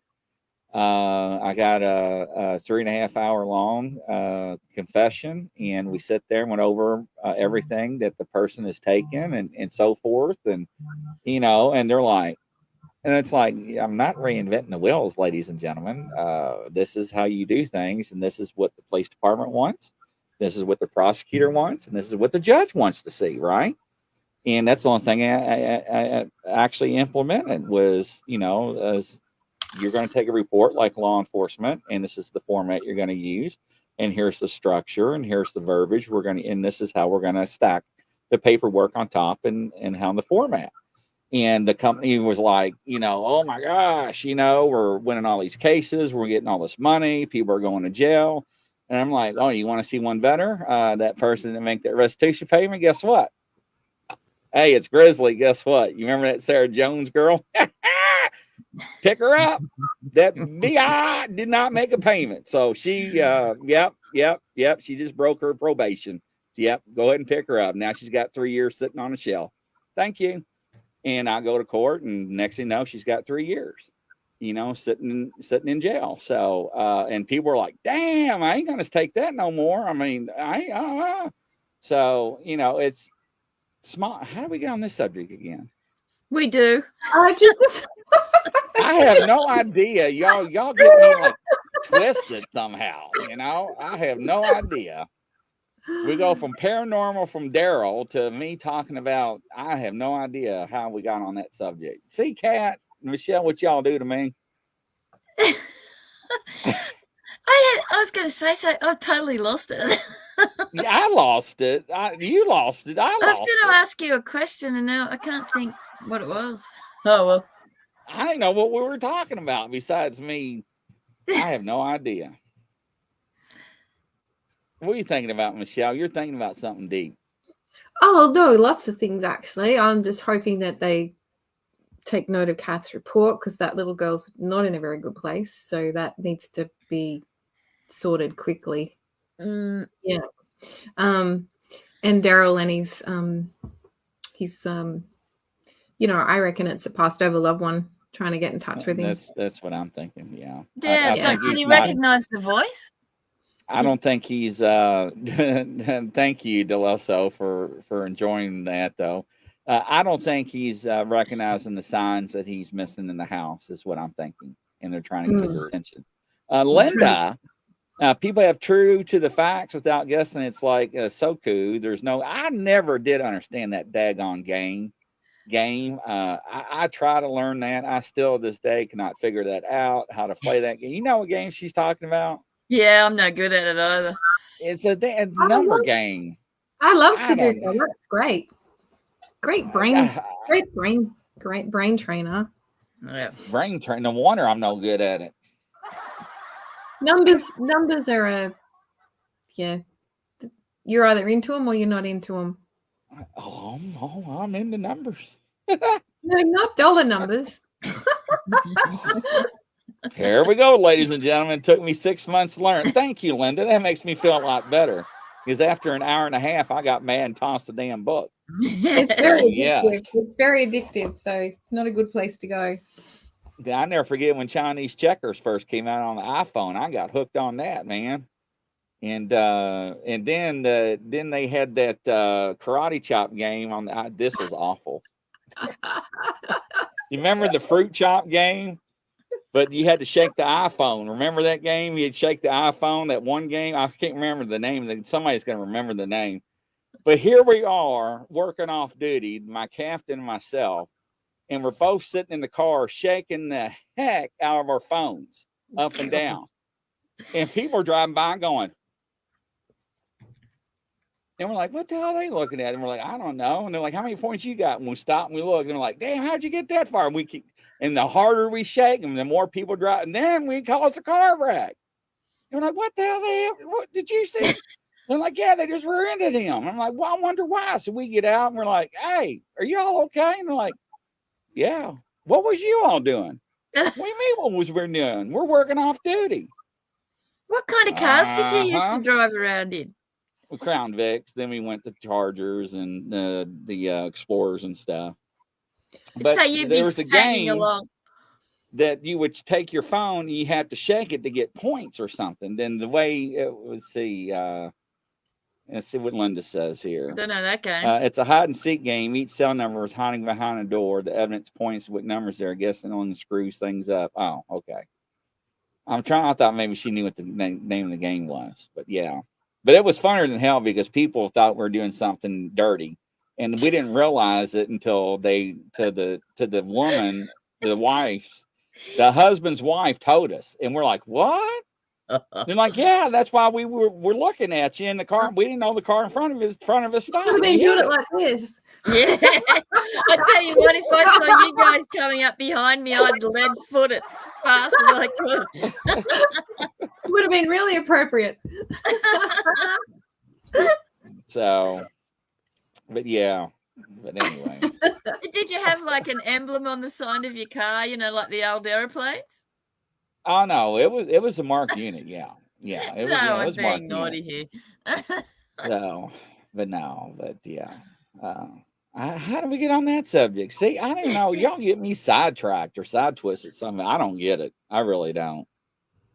But yeah. Happens. I think it was facts versus something or other. Yeah. Is that what it True to the was? facts. People have to be true to the facts. Yeah, but that's another thing. Like people's perspectives are different. Yeah. Like if you go back and there's 10 people witness something, 10 people will have a different perspective of what actually happened, and that will be their truth. Yeah. So that's Yeah. My rule of thumb is I would make everybody stop talking. I would segregate everybody, and I have all my officers go around with witness statements and just hand them out with pens and say, start writing, and just tell me what you saw. And you'll be surprised, like Michelle said, out of people that actually saw the incident, you would have out of 10 people, 5, 6 different stories. You're like, really? Yeah. So, yeah. And People Linda look for says different there are things. no classes about how to ask questions. Yeah, there are classes how to ask questions. Interview and interrogation. I went to the FBI, the ATF, Homeland Security, Wicklander, and there were some other ones I went to too. There are some civilian ones out there. There's a lot of good books out there that you can buy too for the civilian world about body language and micro expressions and so forth that can really help you on how to ask certain questions to tell if somebody's being. I guess that's what you're asking, if somebody's telling the truth or not. If I'm not, Linda, let me know. Interview interrogation, yeah, there are. Wicklander is a civilian one that you can take. It's not that expensive. You get a good certification. A lot of civilian companies take that in consideration for employment. Also, you get a higher pay rate too for having that. Depends on what your job title is. Very interesting. A lot of law enforcement uses it. For ghost investigations, yeah, I use that a lot for investigations and interviews, whether it's paranormal or cryptid related. And the reason why I do, Linda, is it validates to me if the person is credible or not. Because everybody wants their 15 minutes of fame and everybody wants to be on a show and tell a fake story to prove you wrong. So I actually do a pre-interview with them and talk to them. And once again, I use what I learn and listen for keywords, and I listen to the tone of their voice. And basically, what I do is I get a borderline about a person. And once I get your borderline, I can ask any question I want. You don't even realize I'm asking you questions, and I can tell you if you're being honest to me or not. My daughters hated me, and they still do to this day. And if one of my daughters was online, they'll tell you, "Don't lie. He'll bust you." I'm telling you. Because Shelby used to get online and be like, he's telling the truth. He's telling the truth. I'm telling you. It's just from experience and also I guess being part intuitive too. I didn't know really helps, but that question a lot. But do you feel that you're a natural lie detector? Yes, absolutely. Everybody that was above me, whether it was on the PD or in corporate, did not like talking to me. Because I would put my hand up and be like, stop right there. No more than like, damn it, Grizzly, I hate you. I'm like, well, just tell me the truth or just tell me you can't talk about it. Because I was that good. And actually, it cost a marriage. It cost a lot of friendships over this ability and the techniques. Because once you learn it, they teach you to use it on your friends and family. And you actually learn, hey, what's up, Tim? Welcome to the show. To use the techniques on your friends and family, and you're like, damn, I did not know they were not telling me the truth. And so we were taught in law enforcement several different ways, not only by audio but also by video without audio. how to read people's body language and certain movements and techniques that they did while speaking. So I won't go into too much detail on that because the techniques are still being used. But you can purchase the books; it's out there.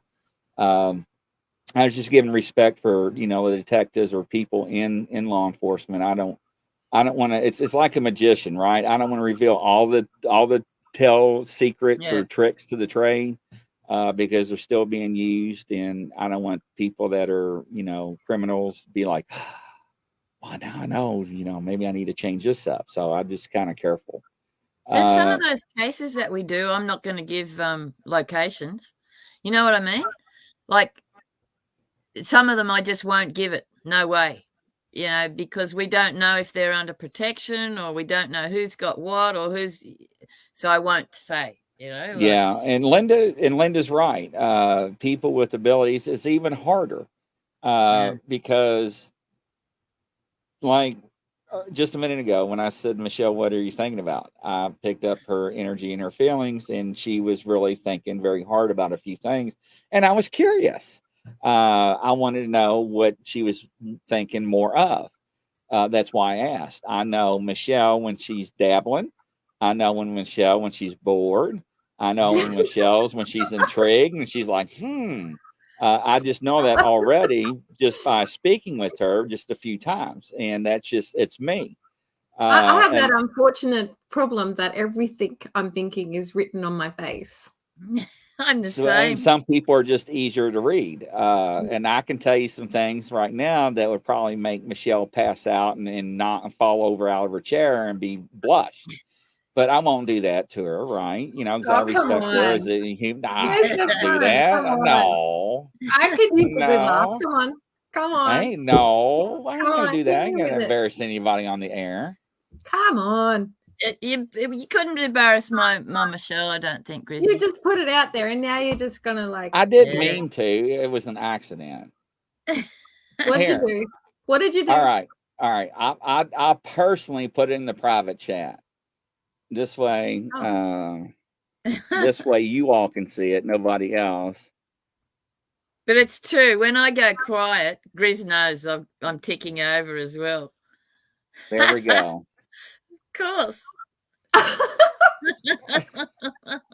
you serious? I told you. Are you serious? Yeah. Are you just pulling my leg now? No. That's why I didn't want to say it on the air, ladies and gentlemen. Everybody's like, I want to know. Tell me. Now, if she wants to disclose that, that's up to her. Yeah. But this is where I'm saying it's hard because I can't turn it off. Can you see that, what he wrote? No, nobody can see that but us three. You are everybody's cute. wanting to know. You are cute, Grizzly. You're very cute.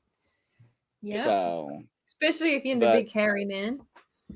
Yeah. But so what I put, ladies and gentlemen, is what she just said, and I already knew that because I picked it up on it before the other show, and she was thinking about that a few moments ago, and I didn't want to say anything, but that's what I'm saying. I just know things, ladies and gentlemen, and I interviewed a guy that was an attorney, and he was a psychic. And he came on the show and he's like, man, did I use that abilities to help me in the court of law? Like, what do you mean? He's like, especially when I pick juries. Because when I pick jury members, I'm like, nope, scratch that person. Next. And I'm like, oh, you did not. He's like, yeah, I did. And I was like, well, that's awful. But it was funny, though.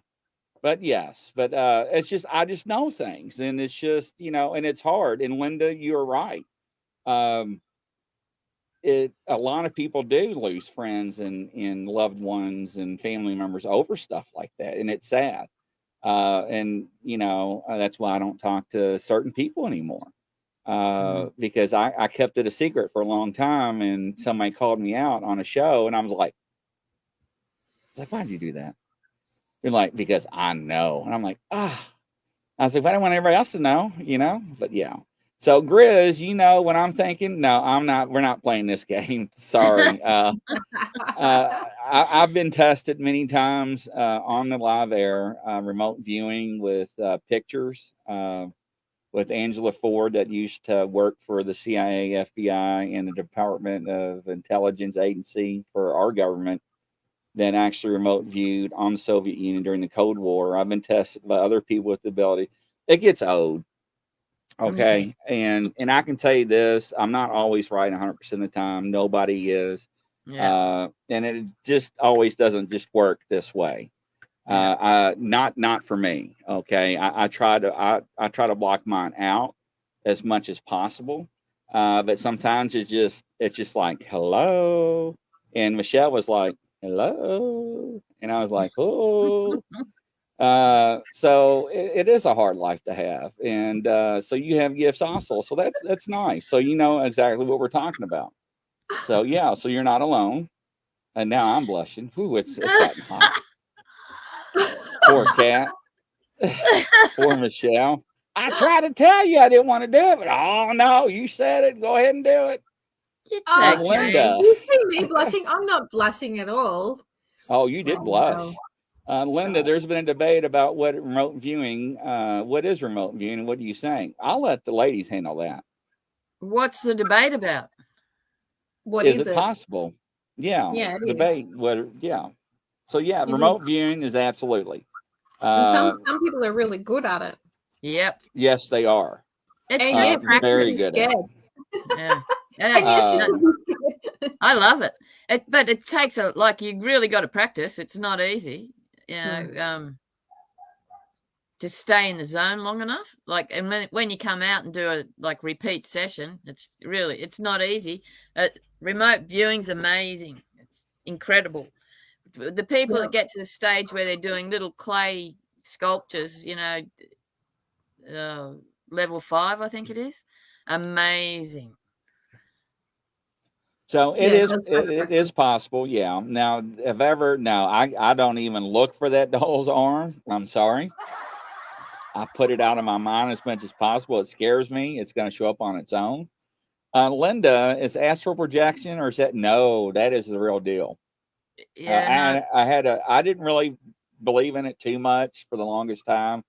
I thought it was possible until I actually had an experience that freaked me out. And I called first and I'm like, did you just like, and they're like, did I just do this? And I'm like, I was like, no way. And they're like, yeah. I'm like, that is crazy because I would never really actually believe it. But it once happens. again, dealing with paranormal and the cryptid world, you're not able to draw that line in the sand and say this is not possible because the scientific world cannot always give you a reason and explain things.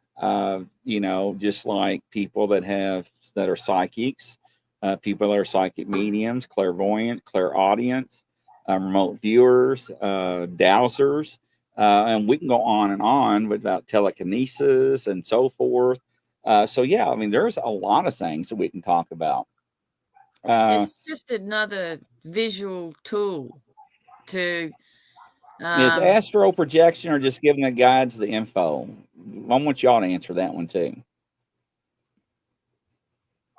well, with remote viewing, it's like dowsing or like any of the other gifts, but there's form, there's set protocol, there's set procedures. You're basically getting your subconscious to become conscious and see it. Like if you're dowsing, you're using a tool. If you're doing your rods, you've got tools.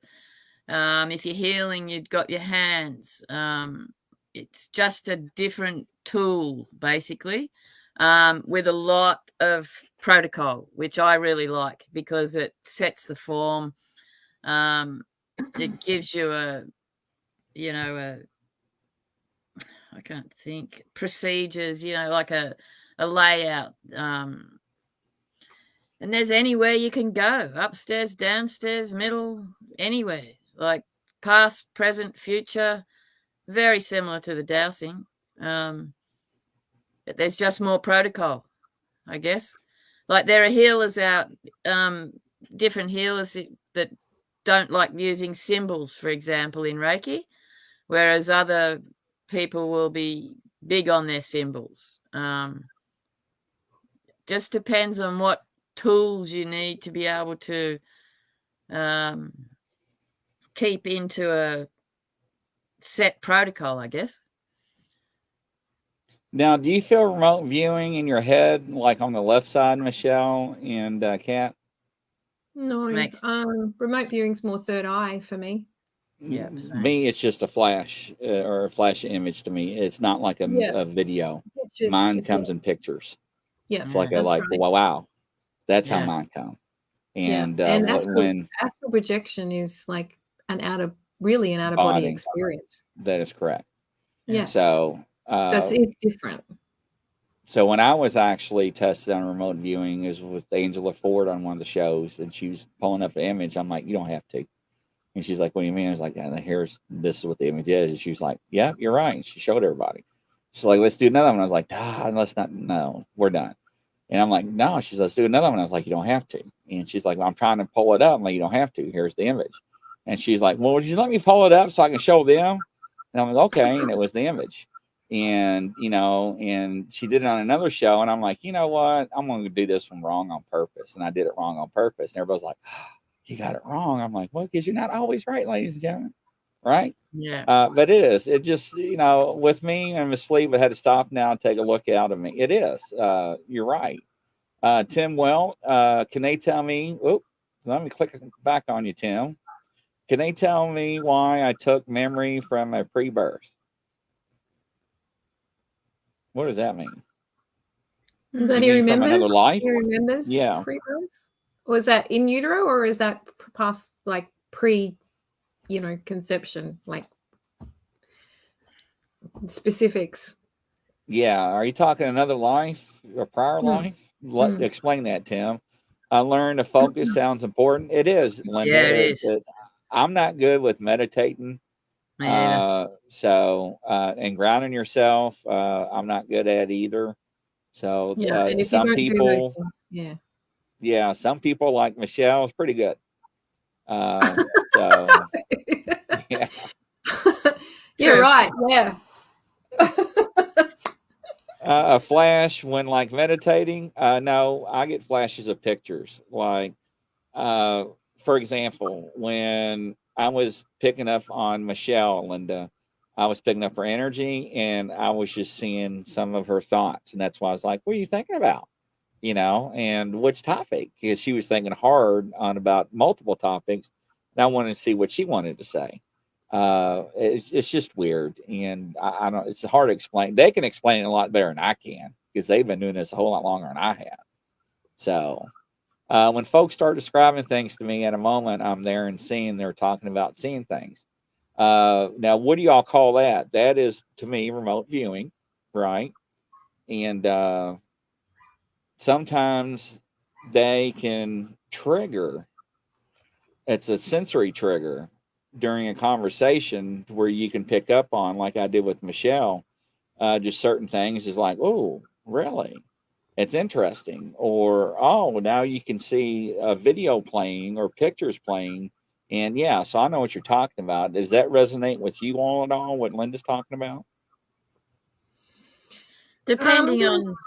You can get, I think for me, it's more empathic. I get into the emotion of what it is. But others would probably be able to see. Depends. You're stronger in different. It depends on which muscle you're practicing as to which way you're going to see it. I mean, there's the third eye visions.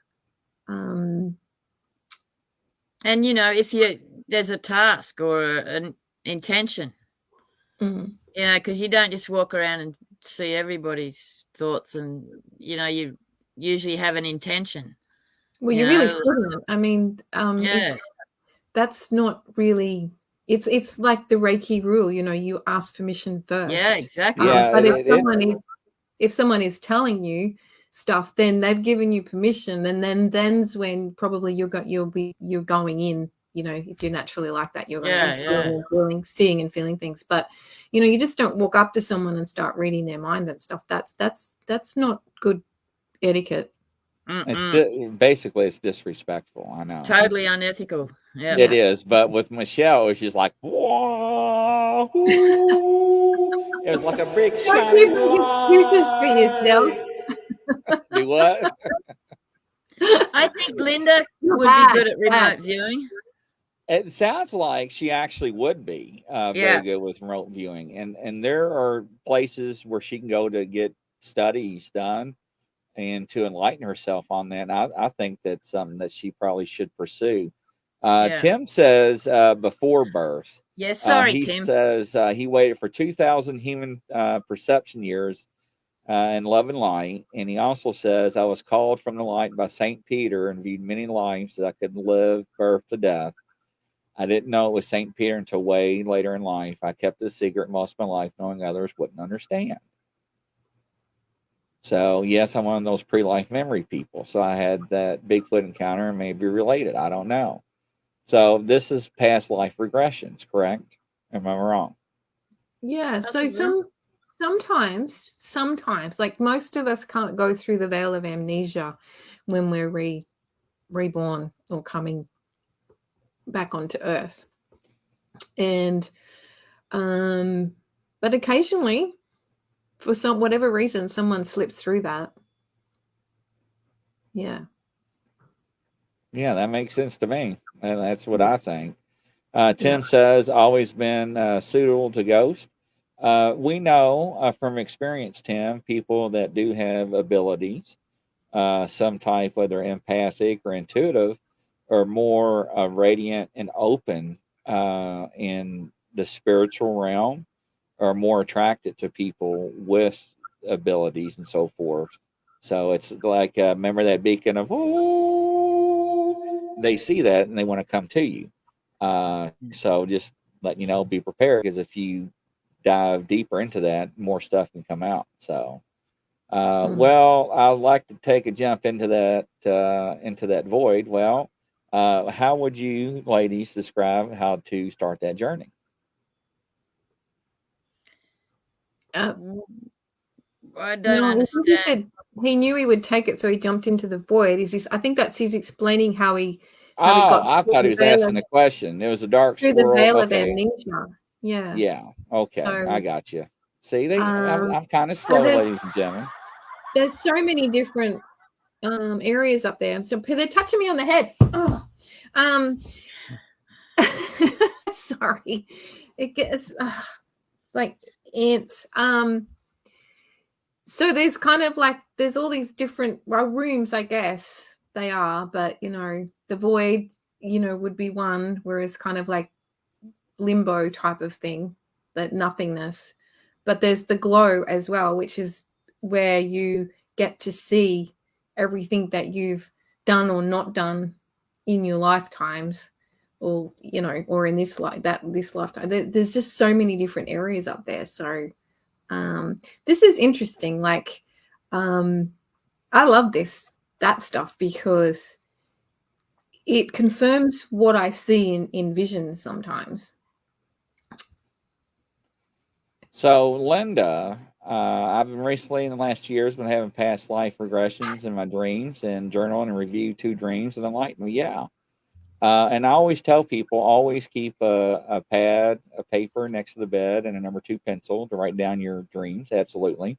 Tim, he was going to suppress memory, but I jumped before he could. Well, I'll explain it. Linda, yes, that's me and my soundboard playing laughter. So I Yeah. got a soundboard. I do that. So yeah, he had no time to. Yeah, and Tim, that's possible. I do believe in that. So things happen that we cannot explain, and I tell people, just like you're in the cryptid world, that we know that things walk upon this earth that should not exist, and people do not believe in.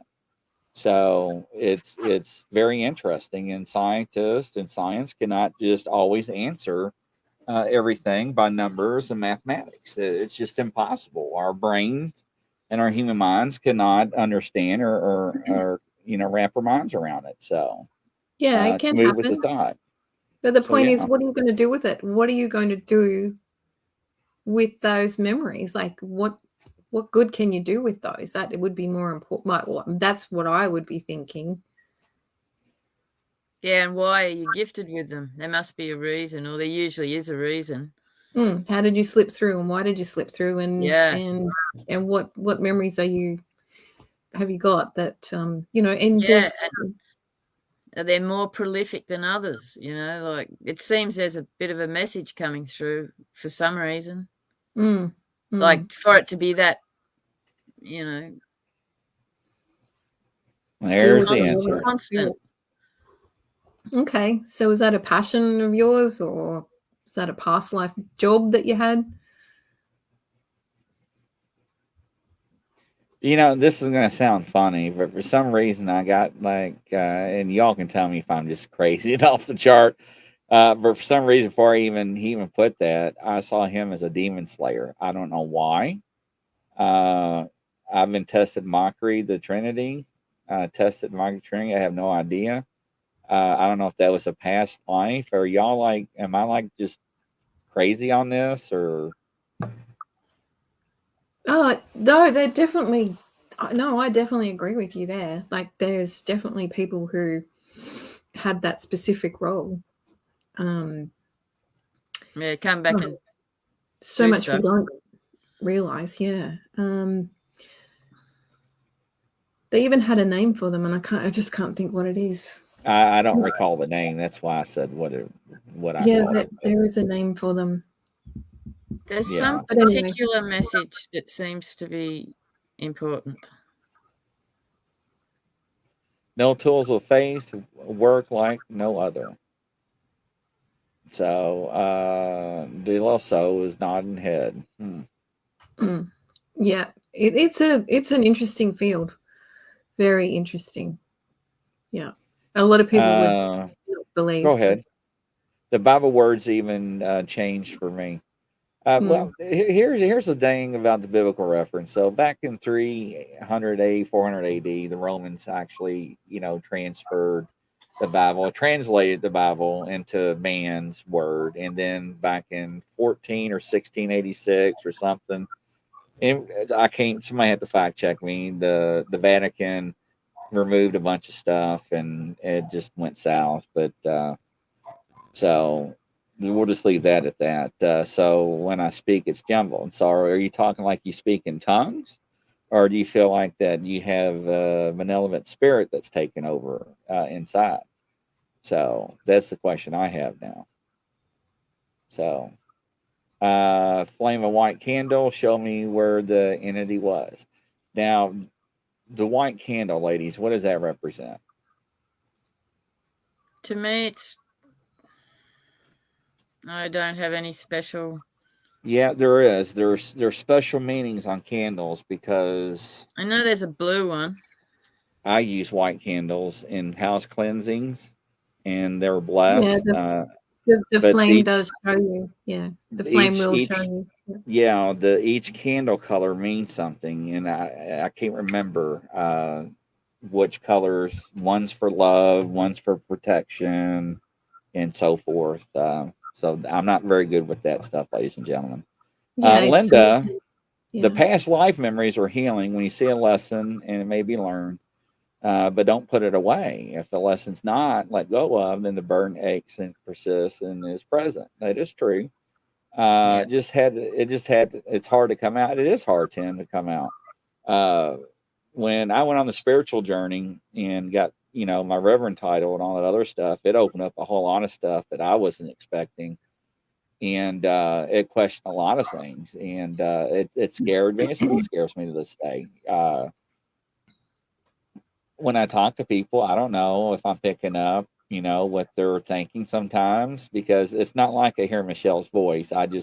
It's weird. It's hard to explain, right? Like one show, a girl was like, do me, do me, do me. And I don't know, we got on a conversation and all of a sudden when she started talking, I like bellowed over. And it was like, I was getting ready to like get sick on the air. And I was like, oh my God, what's going on? And I start freaking out.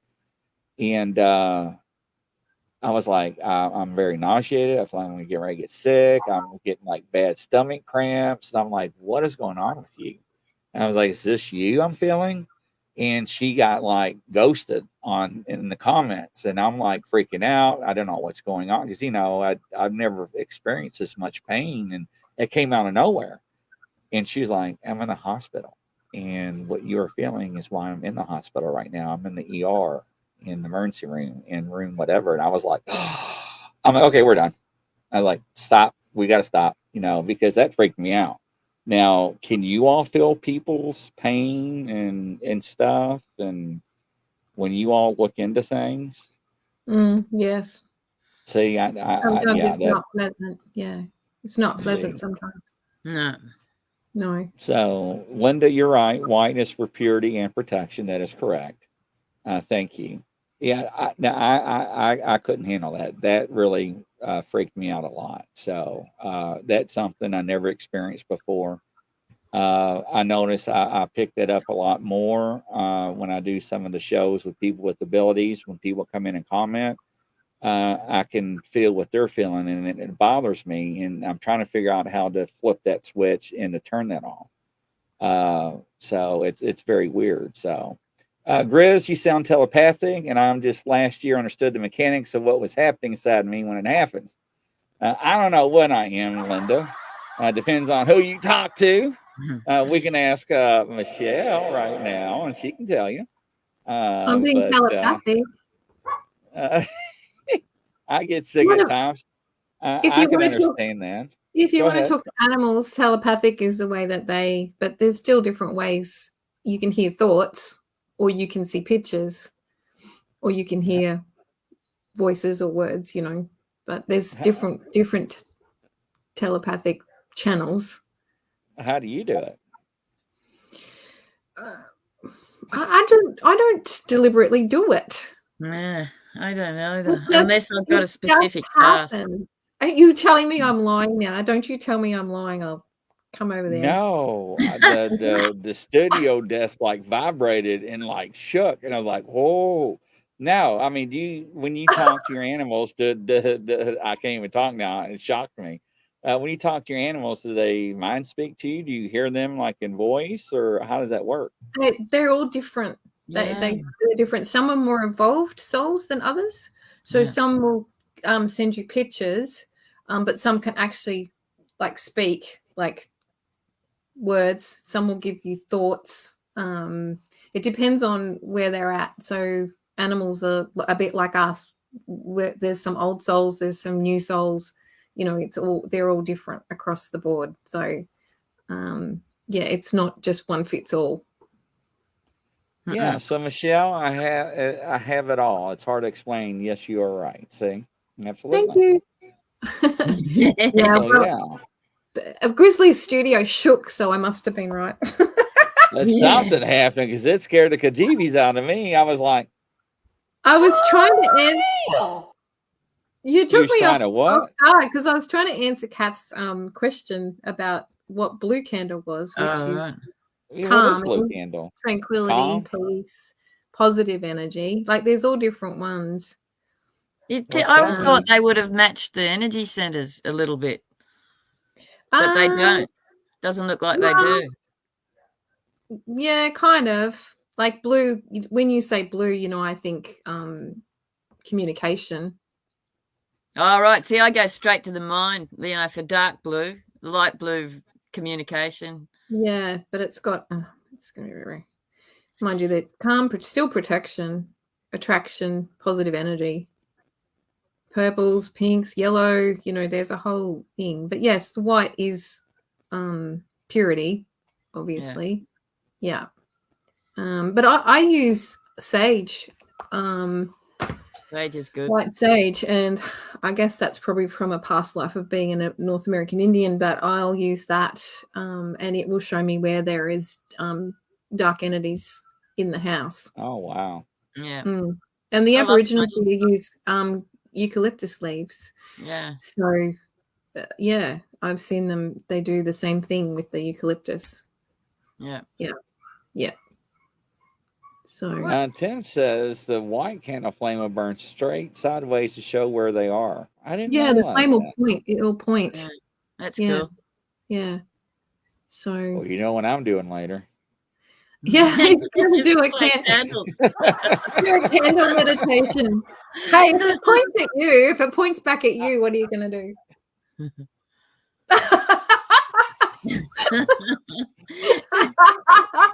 He's got backup. Yeah. I got crucifixes. I've got everything. Ladies and gentlemen, you don't believe when I say crucifixes. I've got gobs of crucifixes, ladies and gentlemen, gobs of them, many of Oh, them, they're different pretty ones. types. You know, Saint Christopher and Saint Benedict on them, and They're the pretty actual ones. with Jesus on them. Yes, so I was going to show you that Maltese cross. Hang on.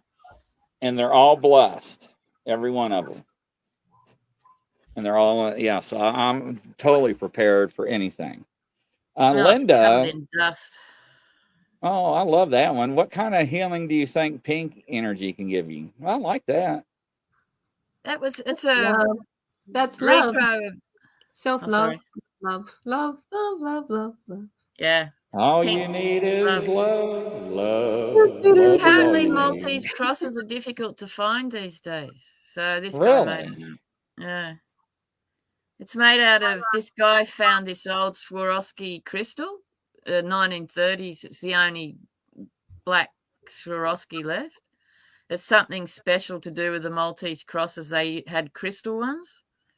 This one's a modern one. It's pretty. I like it. Christ Yeah. conscious energy is also can be pink as well, Linda. Yeah. Christ consciousness, it can be pink energy. That's And interesting. a question. You know how you've got ghosts and you've got spirit? Yeah, exactly, Linda. You've got a ghost is an apparition. That's a beauty. That's a big one. So yes, go ahead. I'm listening. So you've got your ghosts. Say you're in a house and you're clearing. You've got ghosts. A ghost the same as spirits. A ghost is like an apparition, so it kind of has form. How do you differentiate between ghost and spirit? Very simple. Okay, ghost, or it's like a record player. Ghosts are not interactive, right? Ghosts are like an impression in time. What's the term for it? Somebody help me out there in the paranormal world. It repeats itself like a record player. Let's see, somebody's going to pop it up. But a spirit is something that has intelligence that you communicate and goes back and forth and interact with. So that's the difference between a ghost and a spirit, right? So people see ghosts, but it's just a replay in time. There's a term for it, Tim. What is it? Tim, I know you know what the term is. So We all use it in the. It's trapped energy. Yeah, it is, but there's a term that we use in the paranormal investigation field. But if you've got spirits in there as well, aren't they trapped energies as well? What's the difference between a spirit trapped energy and a ghost? Residual energy. Ghost is residual, whereas spirit is what? Yeah.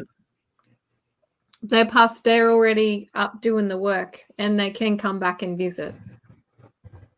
I'm gonna have to Google it now.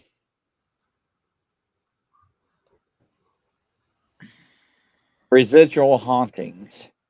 But there's types haunt, residual, intelligent, and poltergeist. Yeah, so it's residual. Residuals are the ghost ones that just replay itself. That does not interact with anything that with you or anybody around. For example, you're in an old house and you see a ghost, right? That just walks and goes in through a wall, and you're like, oh. But maybe back then there was a doorway there. And now it's not, it's sealed off and there's another room or the door has been moved, or you see what I'm saying? The ghost does not know that because it's just energy replaying itself. That's a residual haunting. There we go. I can get it out. Or the house wasn't there when they were traipsing the land back then. That is correct as well. Thank you, Tim. You got it. So yes, that is correct. So that is correct. Tim said that before you did. Yeah, he did. Yeah. I was just a little slow clicking on buttons. So, I got things to my left. I got things to my right, I got things in my way. But yeah. But no, you're right. But if you're clearing the house and you've got a ghost in there or a spirit, and you've got one that's residual. So you've got one ghost, one spirit, and you're clearing that house. So It's hard to get rid of residual energy. yeah, but whereas spirit, like, it's pretty much the same thing though, really, isn't it? So no, Like and they've Michelle both. can contest to this, or not contest, but concur with this. When I do house cleansings, right? People expect it to be done on the first try. Ladies and gentlemen, that always does not happen. I'm sorry. You watch too much TV. Okay. It may take many attempts. It may take many weeks. Depends on how strong or how powerful the energy is. That's very important to understand. It took me a while to understand this. And what it's attached to. That is correct. So that's also plays a big role and a big factor in that. Linda, that's wild. I probably would have messed myself and passed out. Yeah. Peaceful or not, I would have passed out. I don't know. No. Tim. Yeah, I've seen those, Linda. I've seen them here. They walk, old miners walk through. And some are like grey, just a grey mist. But sometimes they're in actual form. Like I've seen one walk the whole length of the veranda and there's not even stairs at the other end and it just walks straight through. And I was like, wow. I ran out and I was like, what just happened? So Tim, the one that came and played tricks, are intelligent. Yeah. So like I've got little Jackie that comes and go in my studio because of her dolls. She's attached to it. Now the other dolls have other attachments that are not so nice. So I got to keep cleansing them, and eventually they'll depart. So Poltergeist, I actually have that in the studio. That's been documented live on the air. It scares the hell out of me. I've actually shut down live shows because of it. I had to replace backdrops because of me disrespecting the dolls, but that's for another show that was actually recorded. Stingray, I need a house clearing, but I need a maid. Maid. Wow. Can you see me in a maid outfit, Stingray, cleaning your house? I saw a spirit last year. Michelle got a bad picture in her head. Stop! I couldn't help it. It just came to me. I didn't mean to. It was just like. I have one of those minds, that doesn't, like, it's just like bing, bing, bing, bing, bing. Oh, man, that made me turn red, ladies and gentlemen. So Linda, I saw a spirit a year later, and my neighbor's mom, she appeared as a white column, and she was moving by me, and she also stopped and went on. Wow. So now, was that an intelligent spirit, do you think, or is that something that just replayed itself that you saw maybe again and again? I don't know. I'm sorry. I just anyways, but let us know because that's interesting. Because usually, sorry. Go ahead. No, take it over. Oh, that's going to make it worse, I think. Anyway, Here we go. Like in an aged care center, for example. Did you see that orb that flew over her head? I missed it. I just saw the tail end of it. 18. Yeah, 214-18. You and your orbs. That's probably just light on the dingle dangles. I don't know. I have to go back and look at that. There's another one. That was another one. I was looking down at the comments. So that was on the wall. They travel straight at the camera. If it was a dingle dangle. Oh, no, there's 3 of them. 4 I just saw those ones. Yeah, that's not dust. That's not humidity. That's not water particles. Those are orbs. That was a big one. Did you see that one, Flower? Did you see that one? I think they might want to shut me up. Did you see that one? I mean, like, where are they coming from all of a sudden? Look at that one. Look at that one. I'm going to have to hold on. Let's blow her up for a minute. Not me, her. Stand by. Let me get this. Now you got to see me close up. So, say what you were going to say. Well, I have to come back there now. There goes another one in the opposite direction. It went in the opposite direction that time. All right, now we got you. It went down. One went vertical, and that one went straight down. That one went straight down. Yeah, do what you say. What you were going to say. Like in an aged care centre, for example, I want to you see know, one hit you me in have the a lot head. of people that are all by themselves and they don't have people with them when they pass over. Some of the staff end up being permanent, kind of watching, you know, sitting with the people when they all pass over. And my friend, he does lots of them. He's always working in aged care, and he sees the spirit leave the body all the time. So say You you're are in an not aged, believing all these orbs. Are you seeing this, Cat? yeah, I'm seeing them flash. They're not coming from your window. I'm debunking No, that because I'm looking behind you on the ceiling to see if any of the light is moving. If no, they're not, they're actual orbs, aren't they, Michelle? they're definitely orbs. 'Cause So when I I like, think There went another one. they're actually getting a bit excited about what you're saying. I don't think they're trying to stop you. I think they're actually No. excited. Yeah. Yes. well, because I'm still back on this ghost and spirit question, right, in my head. So he sits there and he's with the people when everyone passes over, and he sees the spirit leaving the body almost every time. So if that aged care, why are there not more residuals there? Is what I don't understand. I'm getting messed up again with the spirit and ghosts. Because to me I understand they're residual, but when you've got someone that hasn't transferred over correctly or whatever, happily, they're kind of trapped usually in That's a between spirit. planes. Yeah. So, but they hang around in houses as well, don't they? That's a spirit. A ghost is residual. It's like a record player. It does the same thing over and over. It It does won't like, not. It does not change. It won't stop and look at you. It won't interact with you. It just continues on its journey like it did when it was living. all right. That's the Usually, difference. usually when people pass over like that, that of age or you know a long-term illness, that they are prepared for death, and there's usually a lot of family members that come in or guides that come in to escort them at the time of death. So once that spirit leaves the Non-physical. body, yeah, Yeah. non-physical.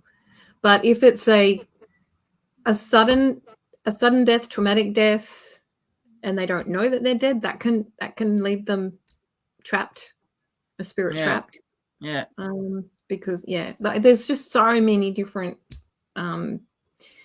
ways or reasons. And the trick is when you're doing it or helping a spirit to cross over is to understand or find out why. Yeah. Yeah. Like I can do that side of things, but with the ghost side of things, like I'll see them, and like you say, they'll just pass by.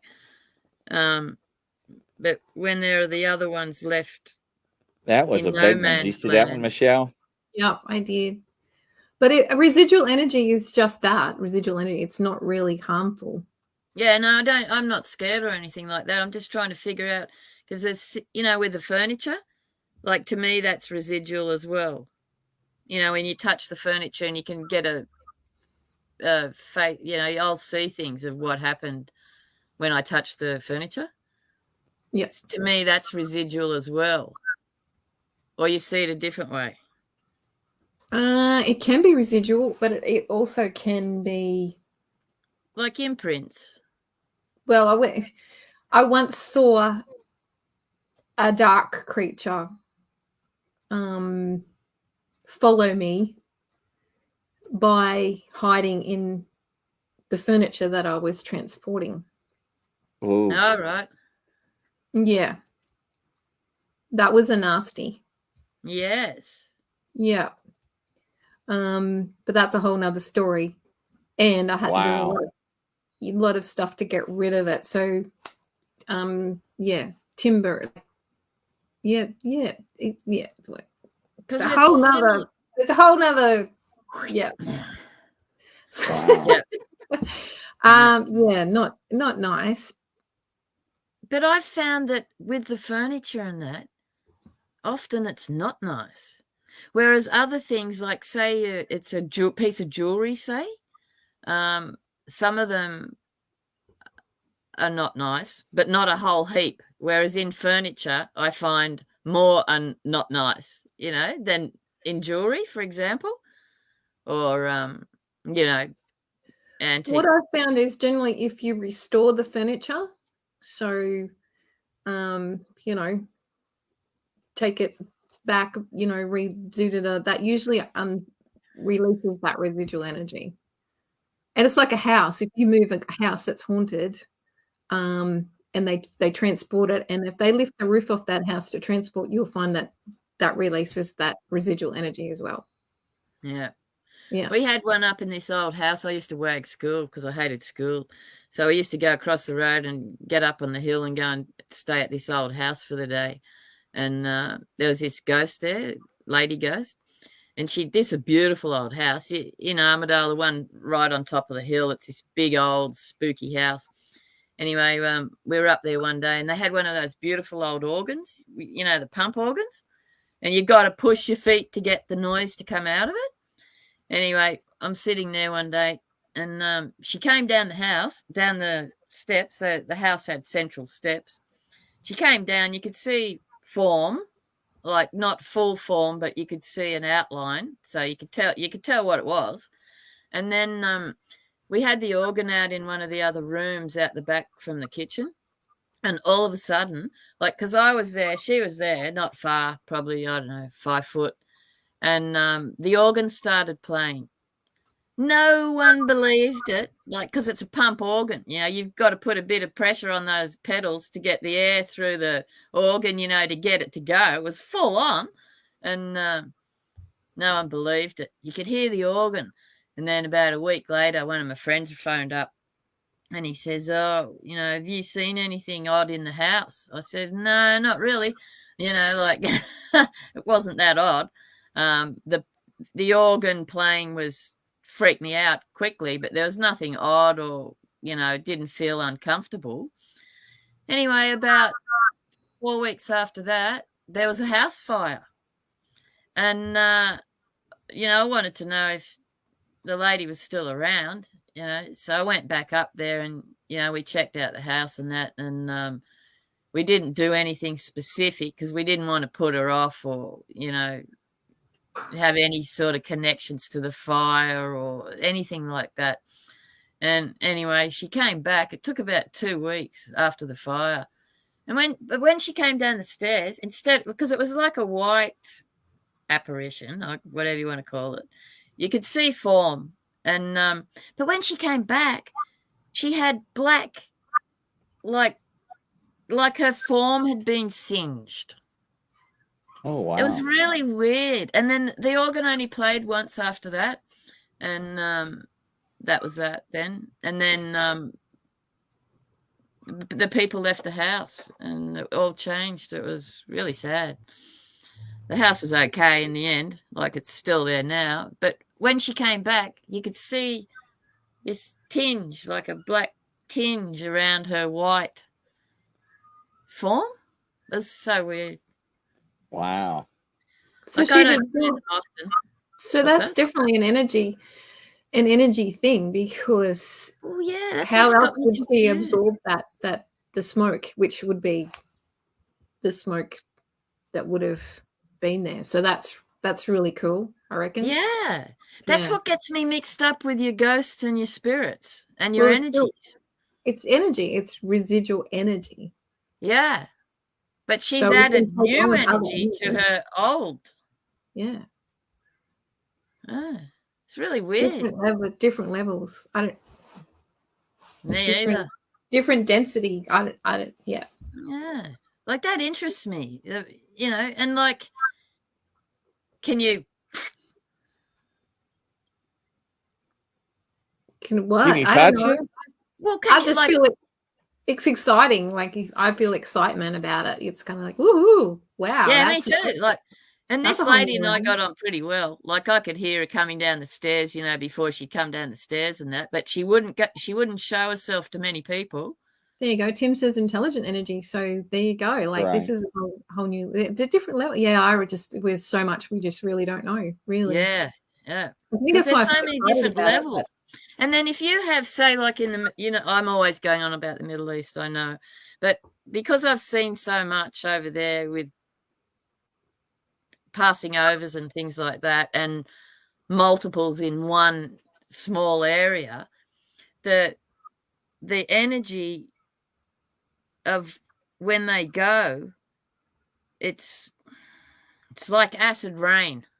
Like they can't go until they're helped to go because they're all mangled up, and you know everything was a surprise, and so there was no easy way to pass. But when there's a whole heap of them, like there was one area, there was 40,000. It's horrific. But there were 40,000 in one, like a square mile, and it's so heavy. But you could see it was like a grey cloud rose above like the 40,000, and then the weather all went weird for a couple of days after it happened, and like clouds came out of nowhere, and there'd be just like one cloud, or this smell. Of course, there's smell, but the energy of when they like the energy was similar to the edge of that lady's white form. It was almost like a white cloud with a grey tinge all the way around the outside of it, similar to that lady. It was very odd. It's horrible. So sad. When there are mass events like that, there is generally a very bad, well, the Aboriginals call it bad juju. There's like an energy left there that's bad juju. Well, it is. And also to this day, like we're going, you know, from the creation of time, you know, the fertile crescent of the earth, you know, beginning of Christ, or all of that sort of stuff. Yeah, horrible smell. But that area has been slammed non-stop ever since. Like you'll see it on the news. I won't say it, but that area just continually gets slammed non-stop. There's times I've been in there to do as much clearing as I possibly can. Not clearing, but you know, helping them to. Like it's so horrific. So I do a lot of clearing over there to help them, you know, get away. And yeah, but it's interesting the colors, because usually, like you say, they're sort of, I've not often seen this grey tinge around the outsides. Usually it just disappears into all the other particles, whereas that particular lady that I saw and this other 40,000 business, it was like I'd put a dark pencil around the outside. Like the chalk outline. Ooh, yeah. Of a murder. Yeah. It's really weird. Yeah. Poor things. Well, ladies and gentlemen, it's unfortunately that time. Hopefully y'all enjoyed the show. Yeah. I'm sorry I've left you on a bad ending. Nah. It was interesting watching the orbs. Yeah, I wonder what's going on there. I don't know. It was not traffic because it was in front of you. They went different directions. Some of them looped. Some of them went side, parallel, up and down. It was wild. And, you're just special, Cath. You're just special. Yes. Yeah. Like we all are. You okay, Tim? Is Tim okay before we go? Yeah. What's going on, Tim? Talk to us real quick. He's feeling sad for some reason. That is a sad one, right? Yeah. Maybe I made him sad. Sorry, Tim. But feel free to come and talk about anything you like here. Yeah, evidently I just ramble. So sending Linda, sending some positive vibes. That's right. Michelle, this is a compliment. You look like a band girl. Whoa. Bond, yeah. Bond girl. Oh, a bond. Whoa. Whoa. I'll take that. I'll Oh. take that. I will Yeah. take that. Thank You'd like you. the mirth Oh. that goes with it, Michelle. I thought it said band. I didn't know. Yeah. Just need the body as well. That'd be great. Wow, that kind of like blew my socks off. Well, yeah, so as the Oh ghost that yeah, needs, that ghost that needs help. Yeah, she yeah, needs it's to very be sad. needs to be crossed over. Yeah. And you do need to talk to them to do that. Yeah. Yeah. I like talking to them. I'll ask them to, you know, move on. Everybody's liking this. That loves that comment. Boy, if y'all could Oh, read band. my mind These right are now, band I'm telling you, girls, ladies not and gentlemen, band yeah, it's girls. like, woo. I bet he does. Yeah. Look at that look on his face. Yeah. You know? But ladies and gentlemen, it's coast to coast around the world. It's that time of the Thanks, night. Michelle. Hopefully y'all enjoyed it and stay tuned for the Thank next you. one. Thanks, Y'all have a Grizzly. good Thanks, night. Cath. Take care. everyone. Oh, absolutely. Take care. Anytime. Godspeed, people. Bye. Bye.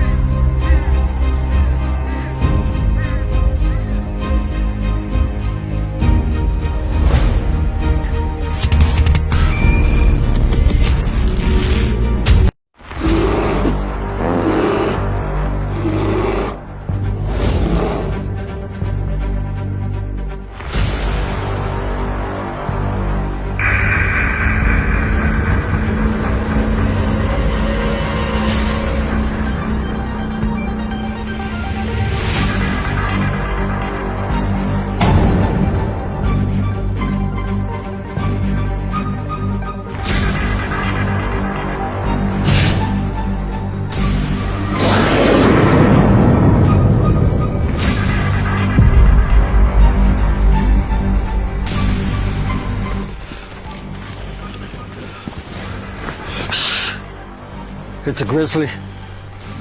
Should we get out of here? No. We're gonna watch and listen.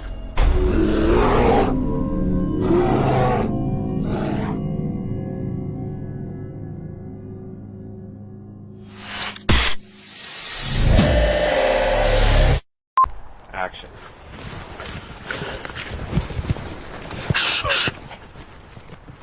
It's a grizzly. Oh, ship, shall we run? No.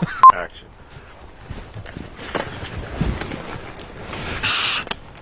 It's a grizzly. Oh, shall we run? Okay.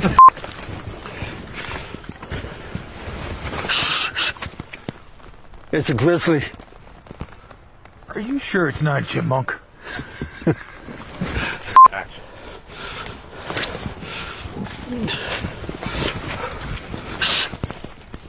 No, get out of here. Action.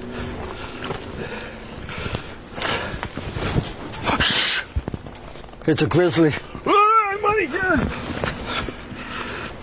Huh. Maybe it is a chipmunk.